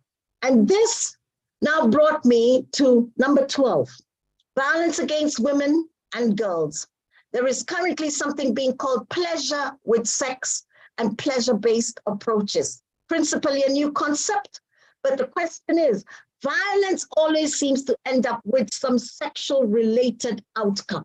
We have always propagated negative messages about sex, and maybe we need to reframe talking about sex. So this is a new thing that I really want us to all pick out. And there is a project that's being called Pleasure Project. I will advise all of us to go and have a look at it. Zero-rate harmful cultural practices. We must have that continued war against it. Number 14 is the centrality of women and girls. Speaking again to data, speaking again to being, and predictive and precision care. Number 15, promote primary health care and universal health coverage. How many of us are active in terms of participating and finding out what's the health package for violated women and girls? We can move without money. So our campaigns, elimination of stressors, humanitarian crisis, interventions for survivors, safe spaces, social livelihoods, as just some of the areas we've got to really think, how do we mobilize resources to keep the fire burning? And this slide, I want to just share with you where I am saying gender equality is not only a fundamental human right, but a necessary foundation for peace, prosperity, and a sustainable world. We all need to have dignity, freedom, and justice. And as Jean also echoed, invite you all to Paris in October. Thank you very much. Thank you so much, ma'am. Can I request Alka madam to conclude this wonderful that we had? And we have Shanta ma'am who has joined. Thank you, Shanta ma'am.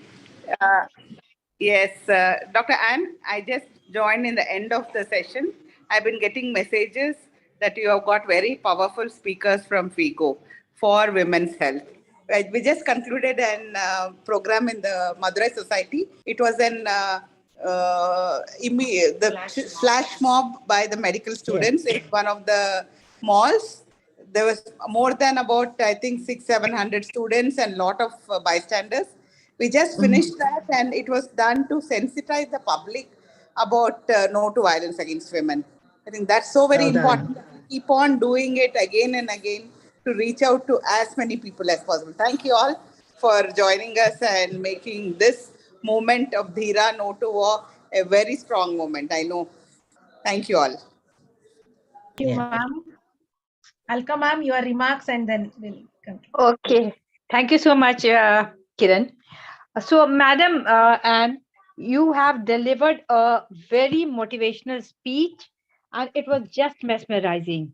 And your 16-step strategy is also very appreciable, and we will try to follow it. And one thing you said, screen for domestic violence, that we will do as gynecologists, and empowerment of women, financial independence, role in policy framing, capacity building, adolescent focused programs, and reproductive rights are very important issues which you have mentioned. And the promise of SDG to leave no one behind cannot be fulfilled without putting an end to violence against women and girls. Thank you very much. Yeah, thank you. Thank I think I'll want to say one word, Kiran. I think Anne has said that we have to become the voice of those women who see us. So I think that was a wonderful message. What you have given, we will all become the voice of the women who come to us. Ma'am, you have put Dhira into your slides. Madam Anne Kihara had put Dhira and the trophy, and Dhira has now become a global terminology. It will enter the vocabulary of No to War, I think, ma'am. Wonderful. Yeah. Wonderful speech. Ma'am Jean and Madam Kihara, both of you, I can't express in words how privileged and how happy we feel today to have you to kickstart this No to War committee's work, which is a 3-year term, and with Shanta madam also joining, Nandita madam and Shishikesh sir, Pai's message, Alka ma'am, everyone. Indeed a great honor, and we are really grateful to you, ma'am. Both global voices we heard. Shanta madam is here. We'll take this in the right direction. We'll work hard. We'll try to deliver. Thank you. Thank you so much. Thank you. I really want to tell Jean and Anne that today in this public forum, we just concluded, even the public who were noticing it in the mall, they stood back and they were seeing. So I think that is important. Then they realized that everyone has to join. I think this being done in every place, every nook and corner of the world will make a difference. Yes, ma'am. I think Dr. Anantalakshmi will take the next panel discussion. We'll do it in 30 minutes, I think, Ananta. Please start the proceedings, Ananta. Thank you. Can we have Dr. Anantalakshmi's slide? Let me introduce Dr. Ananta formally. It's okay, Kiran. Yes. Yeah, it's okay. Thank you, Kiran and Shanta ma'am, Aruna.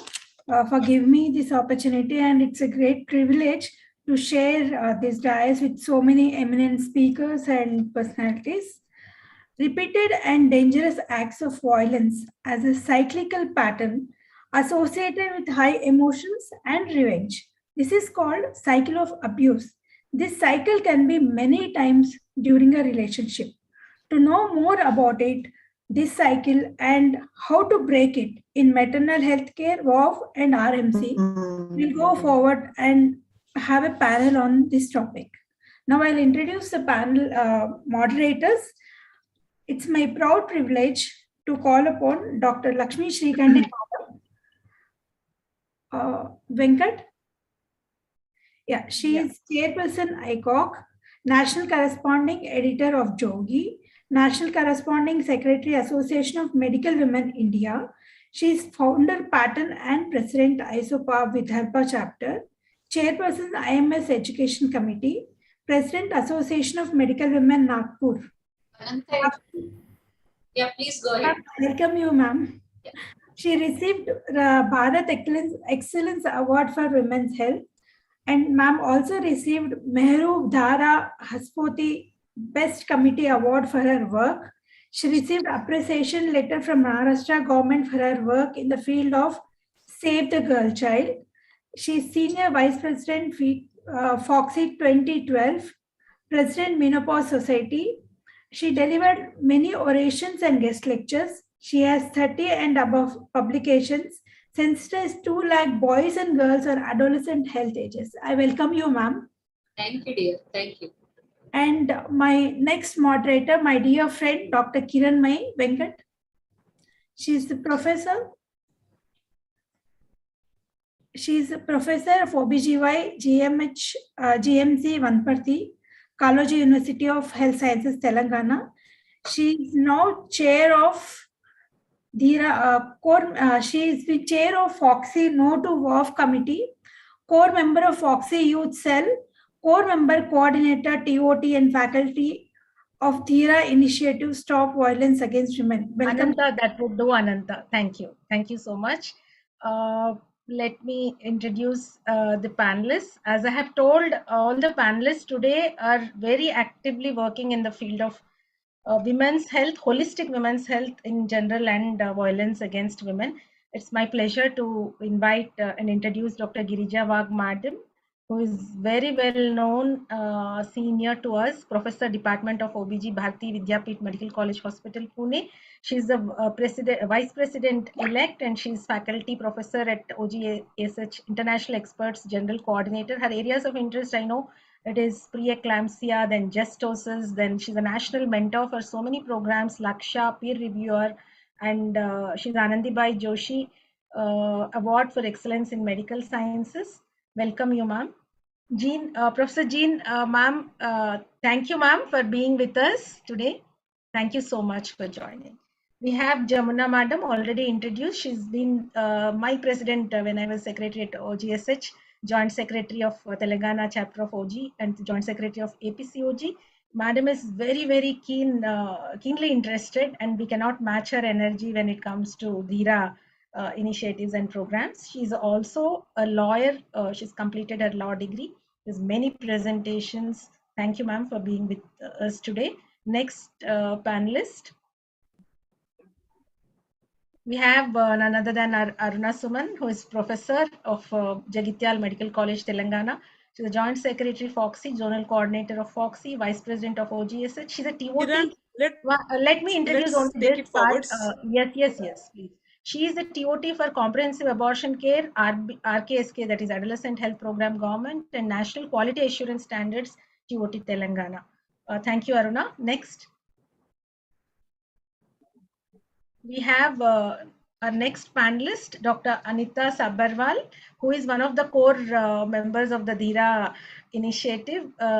Again, we were part of the curriculum, module development. She's the president of FOXT, extremely loving person, chairperson of Public Awareness Committee of ISCCP. Right now, she's one of the zonal coordinators, executive NARCHI, and certified UNICEF GBB trainer. Again, we were together in this. North Zone Coordinator for the PAC Foxy. Welcome, Dr. Anita. It's such a pleasure to have you. Our next panelist is Dr. Vaishali Kordenaik, Dr. Sushila Pinnamaneni. Vijayawada Society and her leadership is doing extremely tremendous work, I should say, within the community, in the schools, reaching women, students, and they have done, I think, record number of DIRA school programs as well as other RAC and other initiatives. Welcome you, Dr. Sushila. It's really a pleasure to have you. Next panelist. We have Dr. Vaishali, again, professor head at Mimar Medical College, Pune. She's from Pune. I know she's keenly interested in GBV and the effects of war. And she's also working she's a master trainer with Dhira. Welcome you, Dr. Vaishali. And I'd like to introduce Dr. Santwana, who we met at Jharkhand, and Shanta Madam, and we all were so much impressed with her community work. She's the Vice President E-Zone Women's Doctor, Convener National IMA. She's recipient of CL Javeri Family Welfare National Award and lot of awards. We have seen her involvement when we went to Ranchi E-Zone. Welcome you. Now I will share the screen, Lakshmi ma'am. Yeah, I will share. Yeah. I'll share and you just start this thing, ma'am. You want me to share or you are sharing? I'll share, ma'am. Okay, okay. Yeah. Over to Dr. Lakshmi madam to start. Dr. Kiranmay is sharing. Very good evening to one and all. After listening to our world leaders, Professor Jean Conrad, Professor Kehara, and our own world leader, Professor Shanta Kumari, now it's time to implement all these strategies as a practicing obstetrician into our day-to-day practice. Before starting, I must say and acknowledge and appreciate Professor Shanta Kumari, whose brainchild is Dhira, and her vision, mission, dedication, devotion to this cause of no to violence against women is simply commendable. So with this word, let's join hands for this cause and start practicing this in our day-to-day practice. I know Kiranmay has made a very, very good PPT, but because of lack of time, I think we will have to fast forward it. So without wasting much time, let us discuss the first case scenario. I'm sure we all will be able to relate with this case. She is primary, 22 years, 34 weeks pregnant, has come to you with severe preeclampsia. Of course, with severe preeclampsia, you have advised termination of pregnancy in the interest of the health of the mother. You properly counseled her, your ANM Asha has counseled her, but the admission was refused by the husband, and in this case, husband was the sole decision maker. When pregnant woman was asked, definitely in our Indian scenario, she says husband decision is my decision as well. But let us see what happened after 1 week. Pregnant mother is brought in more serious condition, severe anasarca, imminent eclampsia. LSCS was done in emergency. Post-operatively, she developed severe sudden pulmonary edema. There was prolonged morbidity and there was a maternal near miss case. Of course, the husband, he has the guts to put all the allegations on the hospital. So what next? Kiranmay? Next slide, please. You're muted, Kiran. Yeah. Then you're muted. This is the question to Dr. Anita and Dr. Susila. I know we have to discuss a lot, but I will request all the panelists to be very, very brief. Now, we want to know who is accountable for this first delay. Is this a common expected behavior in your own practice area? What reasons can you think for the husband's refusal to admit? Who has the right to decide? Because here we are talking of reproductive rights and how to tackle such situations in our practice. So starting with Anita, your inputs. Thank you, ma'am, Dr. Lakshmi. And let me even thank Dr. Kiran and Dr. Shanta for really giving us this opportunity to be here. And I'll start with it because I am very much working at a grassroots level. It's a place, Govindpuri in Delhi, where, I have been coming across such patients for the last 38 years. And so this very much fits into the patriarchal nature of Indian society. which leaves the fate of mother's life in the hands of an unquestioned husband, with the woman having to pay the price of her life, price with the life. So it's all because of our patriarchal nature, and we have to aware more people, the society, everybody, in a holistic approach, so that everybody knows the whole family has to be involved. It's not only the husband and the husband's mother, because she has been given the power. Our society has very nicely, involved the woman also. So then the woman also ultimately dominates the woman only. And then she's and without knowing, she's harming her own woman. So here, husband is definitely to be blamed, but he's not aware. He doesn't know what is good for the woman's health and for his own future. So knowing that, this is what I feel.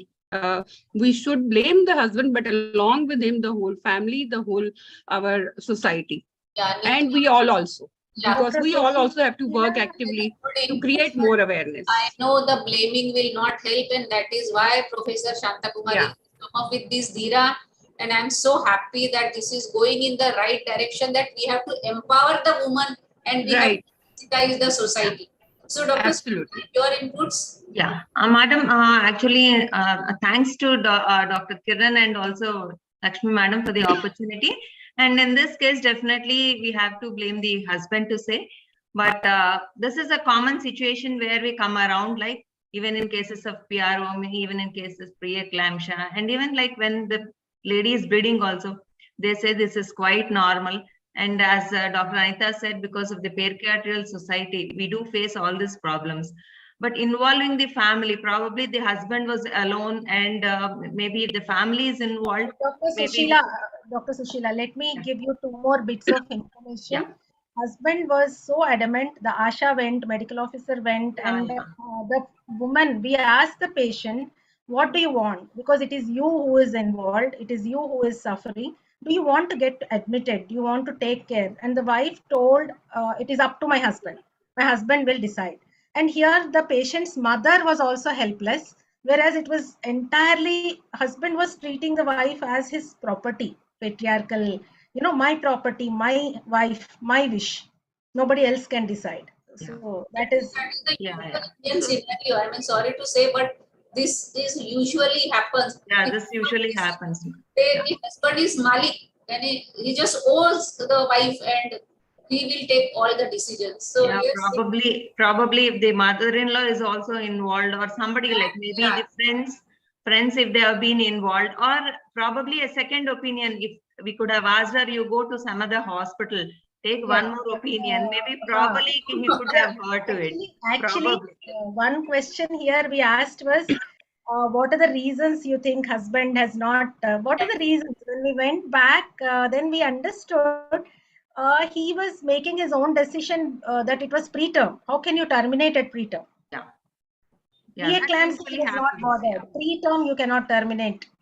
As you said, he made his own decision. Yeah, many a times we see saying the patients that even the edema is normal. Even my sister, like she was pregnant, she had so nothing, and then they do not trust the doctors. Under control. Yeah, that is one of the. I think there's one more issue is toxic culture. Yes. Of that man. Yes. I can get away with this. I can get away with this. Bringing the boys. Yes. Yes. Now the question to Dr. Vaishali, is she here? She was not able to join. Otherwise, Vaishali, Dr. Vaishali. Can't see. Then I request any of the panelists to take this. Basically, what are the various pathways? We have heard lectures by both FIGO President and Professor Annie. What are the pathways the VAW affects women's health and pregnancy?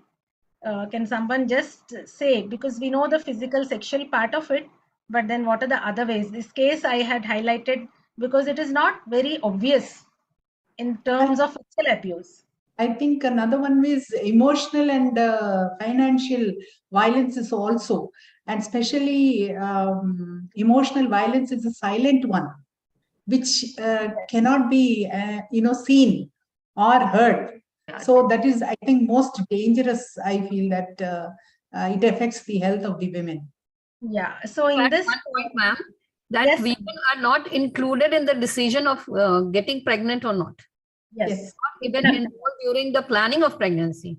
How can they be planning for the continuation and termination of pregnancy? But even the women keep silent. That is the sad part of it. Because she doesn't have the right to, Yapuna, it is because they are empowered. They are so much dependent on the husband that they just can't afford to, contradict him. And even their own parents don't support them. Women's own Yes. parents don't support them. That That is why, and she has one nowhere to go. Where will she go, if she doesn't That's listen right. to them? That's right. Affordability is one thing, but even the educated and fully dependent women suffer from what? That Yes. society. Because of society. Because society doesn't accept them. That's why. So this chart is from the WHO. I really like this flow chart. It has highlighted each and every aspect of the health related issue due to violence. Where I have encircled it is that fear and control, which is omnipresent. So limited sexual and reproductive control, healthcare seeking behavior, lack of autonomy, difficulty seeking care. This is where that woman had suffered. She could not seek healthcare. She could not have her reproductive control and sexual health control, and that affects. And we see near misses. We even see mortality sometimes. So this is one WHO part. Patriarchy gives power to men to just look after women and take care of them, but they don't even know what is the main fact behind patriarchy. Even the men should be trained to become a good swami or master of the women, because they are not trained in that way. They just behave like a master. They are not trained actually that how they should protect a woman. Women are to be protected. No, no. The way they are protected. They should see the woman as another human being. Human being. Yes. Another human Both are being. complementary to each other, actually, in fact. Yeah. So, Dr. Santwana, you are from Jharkhand, and I know you work in the interiors of the state. Can you just tell us how this domestic violence during pregnancy affects the maternal healthcare behavior? I mean, how does it affect the pregnancy outcome? What are the complications that you see during pregnancy? First of all, I thank you all for giving me the opportunity to speak from this forum, which is a very important forum of no to violence against women. So my pregnancy is very important and it is a very precious time in the women's life, but it is also very vulnerable to violence by mostly intimate partner. IPV is very common in pregnancy. And what we see that it starts, as I said, it starts from restriction to planned pregnancy. From its inception to conception to continuation of the pregnancy, women are not given even right. They are not free to use contraception of their choice. Many a times the contraception is also denied by the male partner or the intimate partner, and they are not given the choice to become pregnant or not to become pregnant, or what we advocate that there should be a gap between two children. They are not given the right to decide that. And this has got very serious impact over it, since they are not given opportunity to decide. They are not given opportunity for antenatal care. They are not, the antenatal care is very poor. Even if we go for the data you have given, ma'am, and it's a very rightly concluded that almost 75% of the maternal death, there is a violence behind it. And it's which we never thought of that. We never considered this as an important part in maternal mortality. So this is one of the important factors, violence, and it results in, of course, because there is no proper care, there is no proper support, there is no proper medical treatment to the mother. So there is preterm, there is prom, there is abortion in early pregnancy. IUGR is predominant. PIH, eclampsia, anemia is very common, and which leads to PPH, which is one of the dreaded causes of death of our mothers. And fetal outcome also raises from IUGR to delayed milestones, emotional trauma to the child. And this is also, it also leads to finally the depression during postpartum time and during normal time also. Female are so depressed and all the time that they are not given support, they are suppressed all the time. So all this leads to a very poor health status of mother and fetus finally, and ultimately the overall health of mother.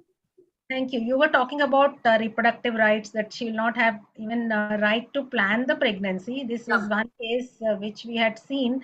Husband used to repeatedly give MTP pills forced abortion by husband. She would land in hemorrhage, shock, sepsis. It was always she would become a near miss, and she was brought by her 2 daughters. This was such a severe form of emotional, physical, and sexual abuse, and she received transfusions, and we could tracheotomize her. And we know that Very reproductive common presentation on already, ma'am, in our state. you talk to any woman, she'll not make independent decision of whether family planning or contraception, or especially reproductive coercion we see day in day out in our women. The pregnancy is not their choice, the abortion is not their choice, sterilization or family planning or spacing is not their choice. If they deny, husband denies family planning, she has to accept it. These are all forms of violence. Which one more thing I would like to add, Kiran, though educated, well educated, and from good families also, if the girl doesn't want to abort, this is a reality. She didn't want to abort the pregnancy, but husband forced her, and nobody helped her, not even her parents or the boy's parents. It was very sad situation. So she was asserting and putting her effort not to go for abortion, but ultimately he was blackmailing her, and ultimately she had to abort. They rightly said, because they are forced into that physical and emotional trauma, and then they really say, okay, Baba, let's do it. Yeah. But I think the family should stand by and support these girls. Once the daughter is married in India, that she becomes a pariah. I mean, parents, they just wash away their hands from the daughter's well-being. That is again very sad state of affairs, that parents just don't take any interest in the daughter's well-being after marriage. You don't want to interfere, ma'am. Yeah. If they interfere also, if they interfere also, the husband, he creates more of havoc. That also we do see in. That is one of the reasons. Yeah, even when a woman is born, she's not welcome. So now they want to get rid of. That's a very lengthy story, Dr. Anita. Now at periphery, I have gone. I'm getting depressed listening to the stories of male preference continuing with fourth pregnancy. Very, very common. Lakshmi ma'am, very common. Still in 21st century, it continues. I mean, it's shocking. So now what do you all feel? What should be the role of screening? Whether it should be universal screening, selective screening, or consensus-based screening? And if you say the screening should be done, then who should do it? Whether any training is required for that screening, how you should approach to such survivors. So all these questions we want to have inputs from Dr. Jamuna Devi and Dr. Susila. Dr. Jamuna, I know you are a grassroots worker and you are very, very devoted to this cause. So your inputs first. Thank you, Lakshmi. Actually, thank you, Lakshmi. After this Dheera, we are also learning a lot of, inputs, like points, which we never thought about it. But see, we have this WHO has said that the universal screening, when we do, it should be, of course, included in antenatal care. But then before you screen, you should get trained, because a lot of things are needed there, like your sitting position, posture, and body language, and what language you have to use. There are a lot of screening tools, like its waist. So many tools are there to screen these women. And once we go through these screen tools, I think we can do a good job and screen well, and so that we can help these women. Sushila can take. Yes, Sushila. So to say, after we have got trained in Dheera, OBGYN and DRAG program, the approach to the patients is also like changed. So definitely I would say that we need to first get trained before we ask all these questions to the patient.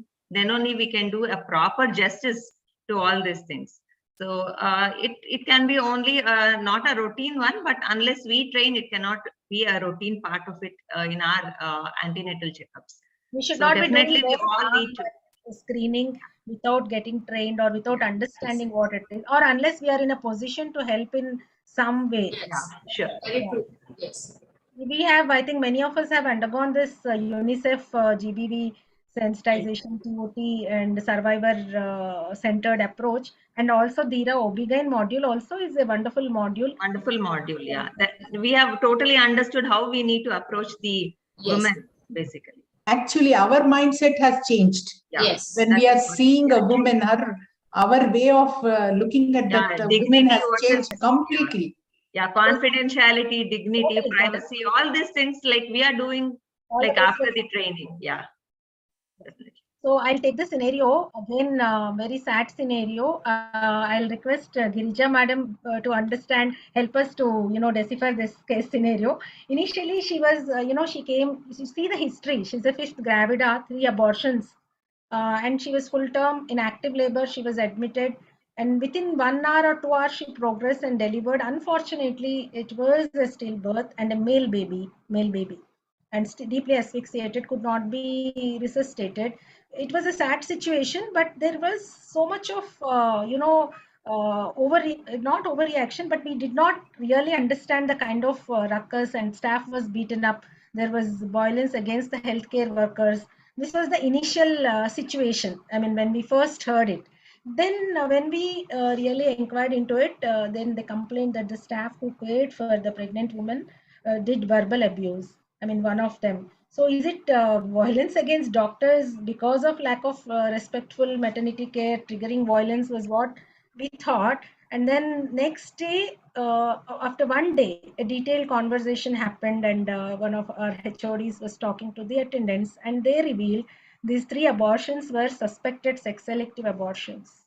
They told, actually, they were not suspected, but they said that we have gone for abortions because it was a female fetus. Now it is a male baby, and because of you, we lost in childbirth. Now see, BAD or due to lack of RMC, or is it BAW with sex-selective abortion? They are so interlinked. The violence is what I am observing. And even in the initial case, the violence against the wife by denying the care landed in violence against doctors. So, ma'am, Girija madam, this is crucial intersection we need to examine further is what I felt. Can you just tell us on the, BAW and RMC from our point of view, how we should treat the women? First and foremost, now I always feel Kiranmai with now that I am sort of getting a little older in my practice and getting through this experience on a very large quantum, and I'm witness to the changing psychology and the scenario of the patients and the community around.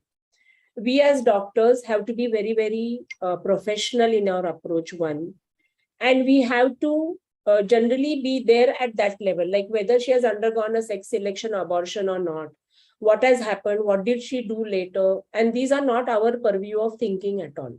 Sometimes we don't understand that we go beyond our technical expertise to deliver things which is right, not right. And of course, we are components of society, and we are dealing with a very emotional aspect of the woman's life, like childbirth and sexuality and family life, and it matters. But now in this particular case, primarily in any situation, I don't know whether you see or not, because a lot of noise is there around in the hospitals. Lot of frenzy is there everywhere. I don't know why it is. Now we have to, all of us, work towards trying to improvise our workplaces in such a fashion that we will be little less, shouting or apprehensive, and not speak unnecessary things which aren't essential. Our balanced communication would help in this situation. A baby dying at birth is not sometimes beyond your control. And I have experienced 2 or 3 situations where later on, when the babies were, analyzed, they had some metabolic disorders, which actually caused this intrapartum asphyxia. So one component also comes from we feeling that we can deal with everything. And we all have to remember that we cannot deal with everything. Therefore, from the beginning itself, be very, very, very, very cordial in your communication with the patients. And I always feel it's smarter to write it always on a piece of paper, because patients either forget or sometimes blatantly lie. They say that you did not tell us, doctor. It's not that we didn't tell them, is that they were so busy making the next question ready in their mind that they forgot to listen to what you are trying to tell them. So write it on a piece of paper, reiterate again that these are your risk factors. And please then don't get into the business of why they went into and that abortion. Apne ko kya karna hai? Apne samne jo ye hai, that we have to be respectful, and that means, see, respect is not something which you can demand, you can always command. And this is, I learned in my internship when I was working in a mission hospital. You know, those nurses used to be completely, absolutely cordial with patients. So if you're cordial, if you keep your environment clean, if you don't speak anything like that, finally all your hospital corridors, your consulting, your operation theaters are public places. They are not your private rooms or hotels or cafeteria where you can speak or laugh and do anything. Sometimes patients have said that you are talking about some other patient, but the other patient may feel that you are talking about her. And death of a baby, mishap, is a very, very big thing. So we are no social police. That is first thing that we have to tell ourselves. We are professionals. So we have to have a respectful attitude towards everything. So naturally, it will manage respect. If we speak anything negative, sometimes very lightly we speak, but patients don't take it otherwise in a negative situation. Like we become friends over a period of time and I said, "Arey, kya re yedi tu aisa kyun?" So patient will remember that word, "Yedi mula mere ko." For all this while, like we were connected to each other as a doctor and a patient, but she misinterpreted your one word. So we should be empathic. We have to be affectionate.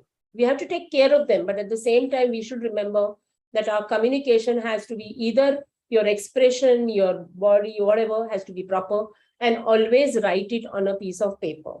If you have had a patient who is come to you with miscarriage, अपना भी थोड़ा चुपता है, हम लिख देते हैं A2 हो गया, A1 हो गया, A2 हो गया, लिखो ना. Why was that first abortion? Why was that second abortion? Write it, keep it as well. And there's one more addition which I feel that all of us should practice nowadays with the current scenario is, after your obstetric history, start writing the social history. Write the patient's social history. Whether it is a second marriage, whether this child is a result of some boyfriend's pregnancy, what has happened? So many things are happening in our life today.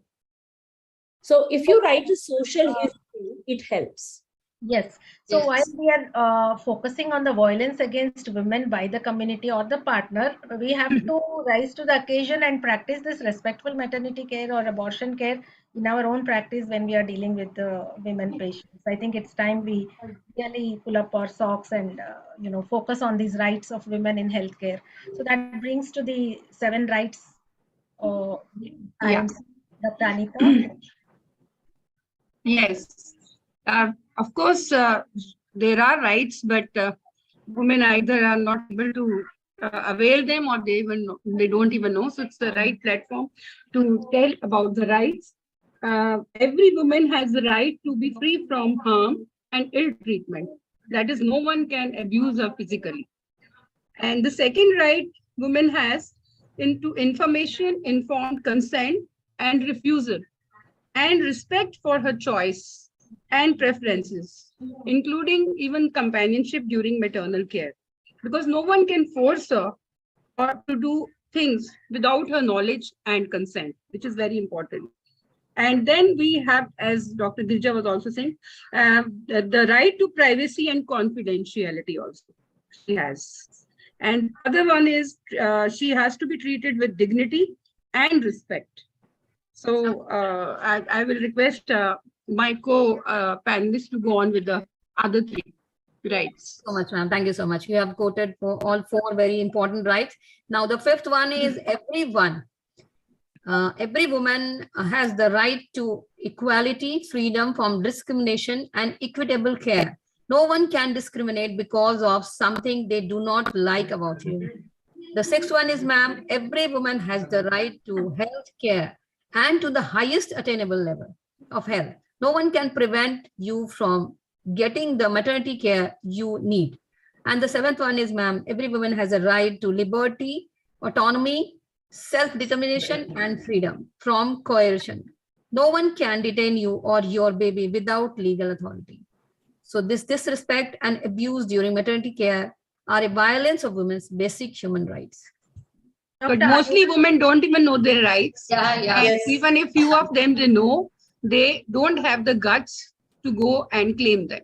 That's the Again, a power situation. We being healthcare providers are in a more powerful position is what the perception is, but times have changed. We also have to change. Lakshmi ma'am, can you take over from here? Yeah, because as all the panelists are saying, even educated ones, they don't know about their rights. And as healthcare professional, Kiran, what you are saying, we also should know what are the rights of these women. So now this question is on disrespect and abuse. So what are the 7 domains of disrespect and abuse as far as the maternal health care is concerned? And this question is to Dr. Aruna and Girija. Aruna? Thank you, ma'am. Respectful maternity care is a high quality care that we provide, keeping in mind the local cultural beliefs and respecting the privacy and dignity, not showing any discrimination in the race, creed, caste, and the economic position of the patient. So there are 7 abuses or disrespects that are seen in maternal care. That is physical abuse. Nowadays, I don't think anyone does this. And non-consented care. Yes, most of the times when we are in emergency, definitely we might miss it.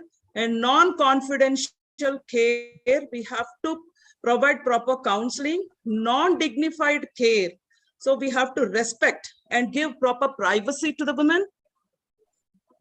And discrimination based on specific attributes.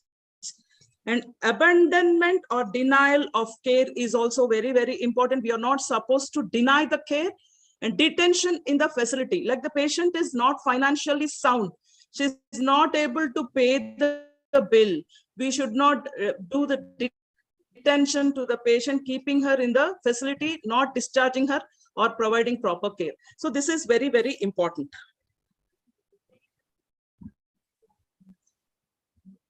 So in India, there is some evidence showing that the overpooled prevalence of disrespect maternity care is 71%, non-consent is 49%, verbal abuse is 25%, threats are 23%, physical abuse is 16%, discrimination is almost 14%. So we'll have to act on that.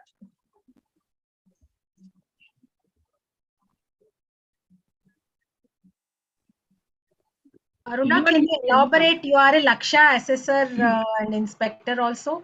So can you elaborate on the RMC initiatives Laksha, Dakshata and Manyata?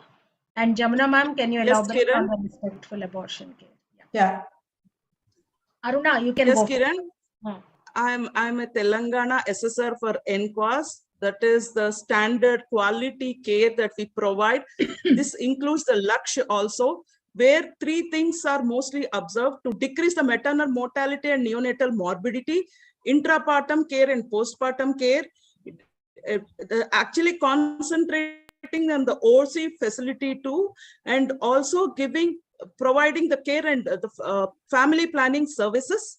There are 3 things that are taken care: the standards of care, the competent and trained service providers, the skill building and the skill enhancement, facility ownership and accountability, and optimal experience of care. So the patient should give the satisfaction index, or the satisfaction scoring should be taken at the end of the care. We all know about Manyata, how it is going ahead with the Foxy leadership. So this is one nice picture of both Foxy past, present and future, in continuum of care towards our mothers. Foxy and NABH collaboration of Manyata on 29th August at New Delhi, the signing of MOU. Manyata also is going great guns in all the private hospitals. Jamuna ma'am, we have RSC module and yes, I think the respectable abortion care. On the respectful abortion care. The respectful abortion care, which is though it is taken from, the reference is taken from the respectful maternity care, which is recommended by World Health Organization. What it says is we have to see the safety, not only the safety but the dignity, and we have to maintain the confidentiality, and we have to ensure that she has the freedom from any harm and mistreatment. Then apart from this, we have to give her an informed choice. And not only that, it doesn't stop there. We have to continue our support even after and in all types of abortions. We should not judge there, and we should not stop. So this is another change that we all have changed after the module. Yes, definitely.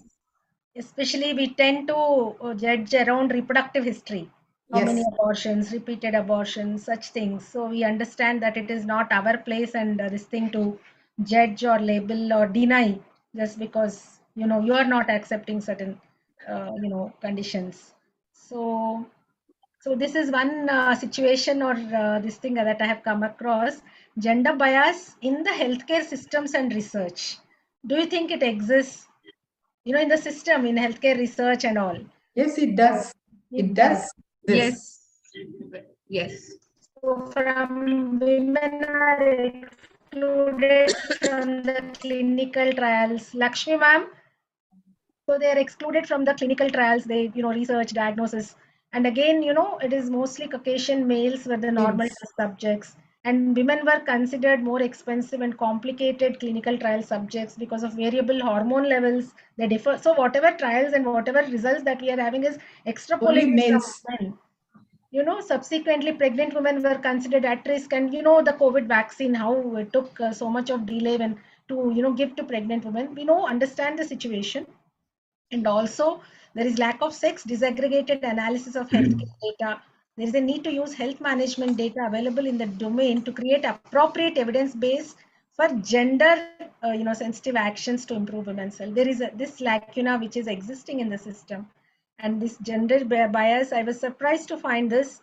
Women with pain were viewed as hysterical, emotional, complaining, malingerers, fabricating the pain. Sometimes we also do that. Women exaggerate, and women suffering with chronic pain are often erroneously attributed because of psychological causes.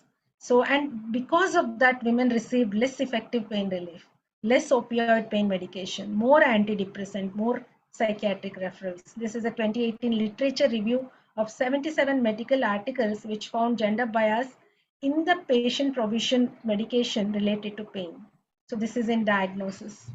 I think after this modules, I think we have changed our way of thinking that chronic pain is not malingering or hysteric.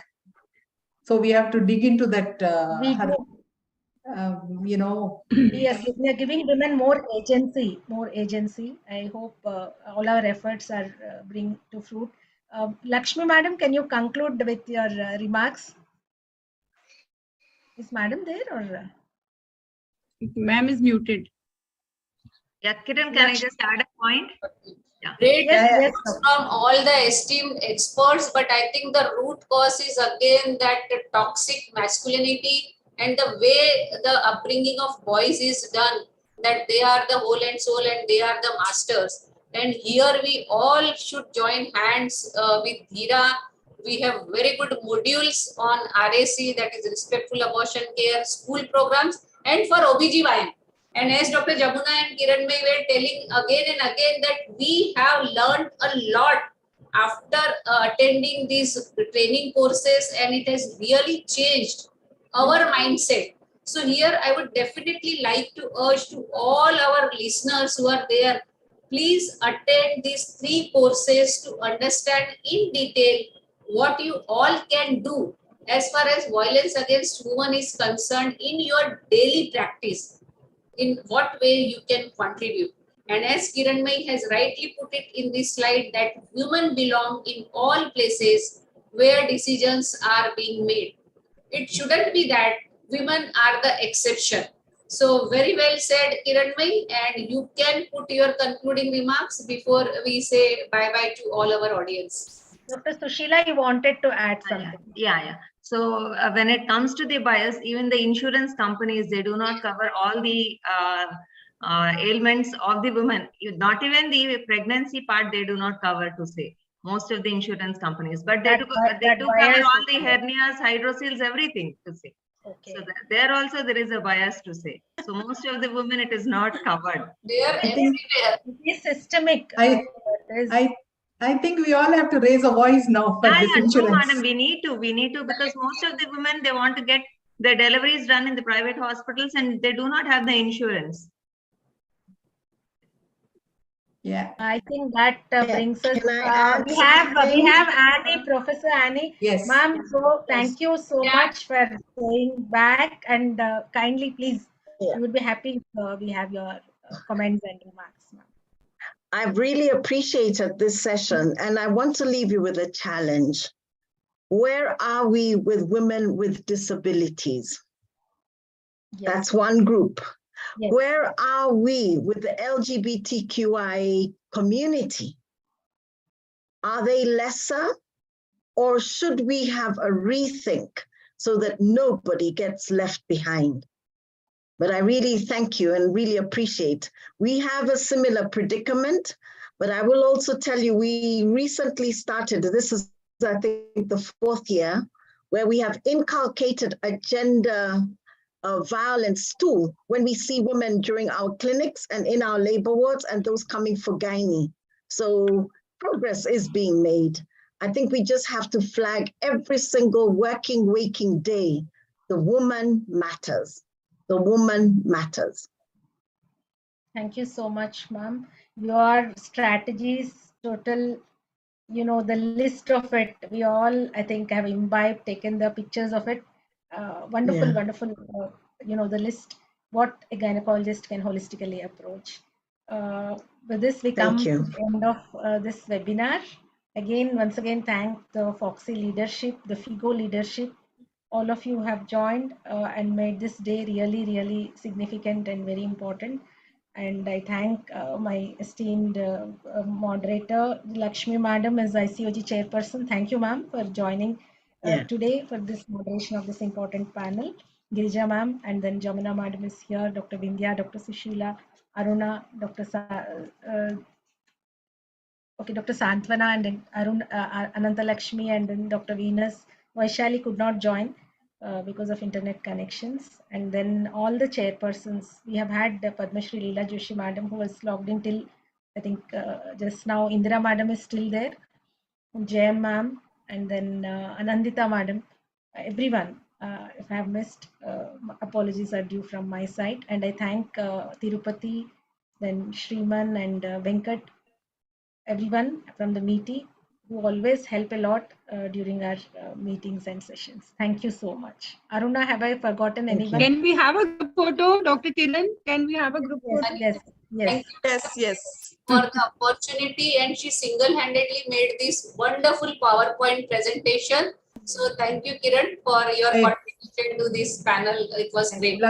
Lakshmi, I always say she's a small power-packed entity. She's small, but she was power-packed. Thank you, dear. Thank you. Thank you so much. Thank you, Kiran, for the opportunity. Aruna, Thank you, and Kihara Madam, for being with us. Thank you. Yes. Namaste. One Thank picture, you. please. Madam. Yes. Thank you so much. Thank you, Vindhya Madam, Thank you. Jamuna Madam, Dr. Girija Wag Madam, Yes, Anita Sabarwal Madam. Thank you so much. Yes, Sushila Dr. Ananta, Anita, thank you. my dear friend from Delhi, who is again Jamuna Ma'am.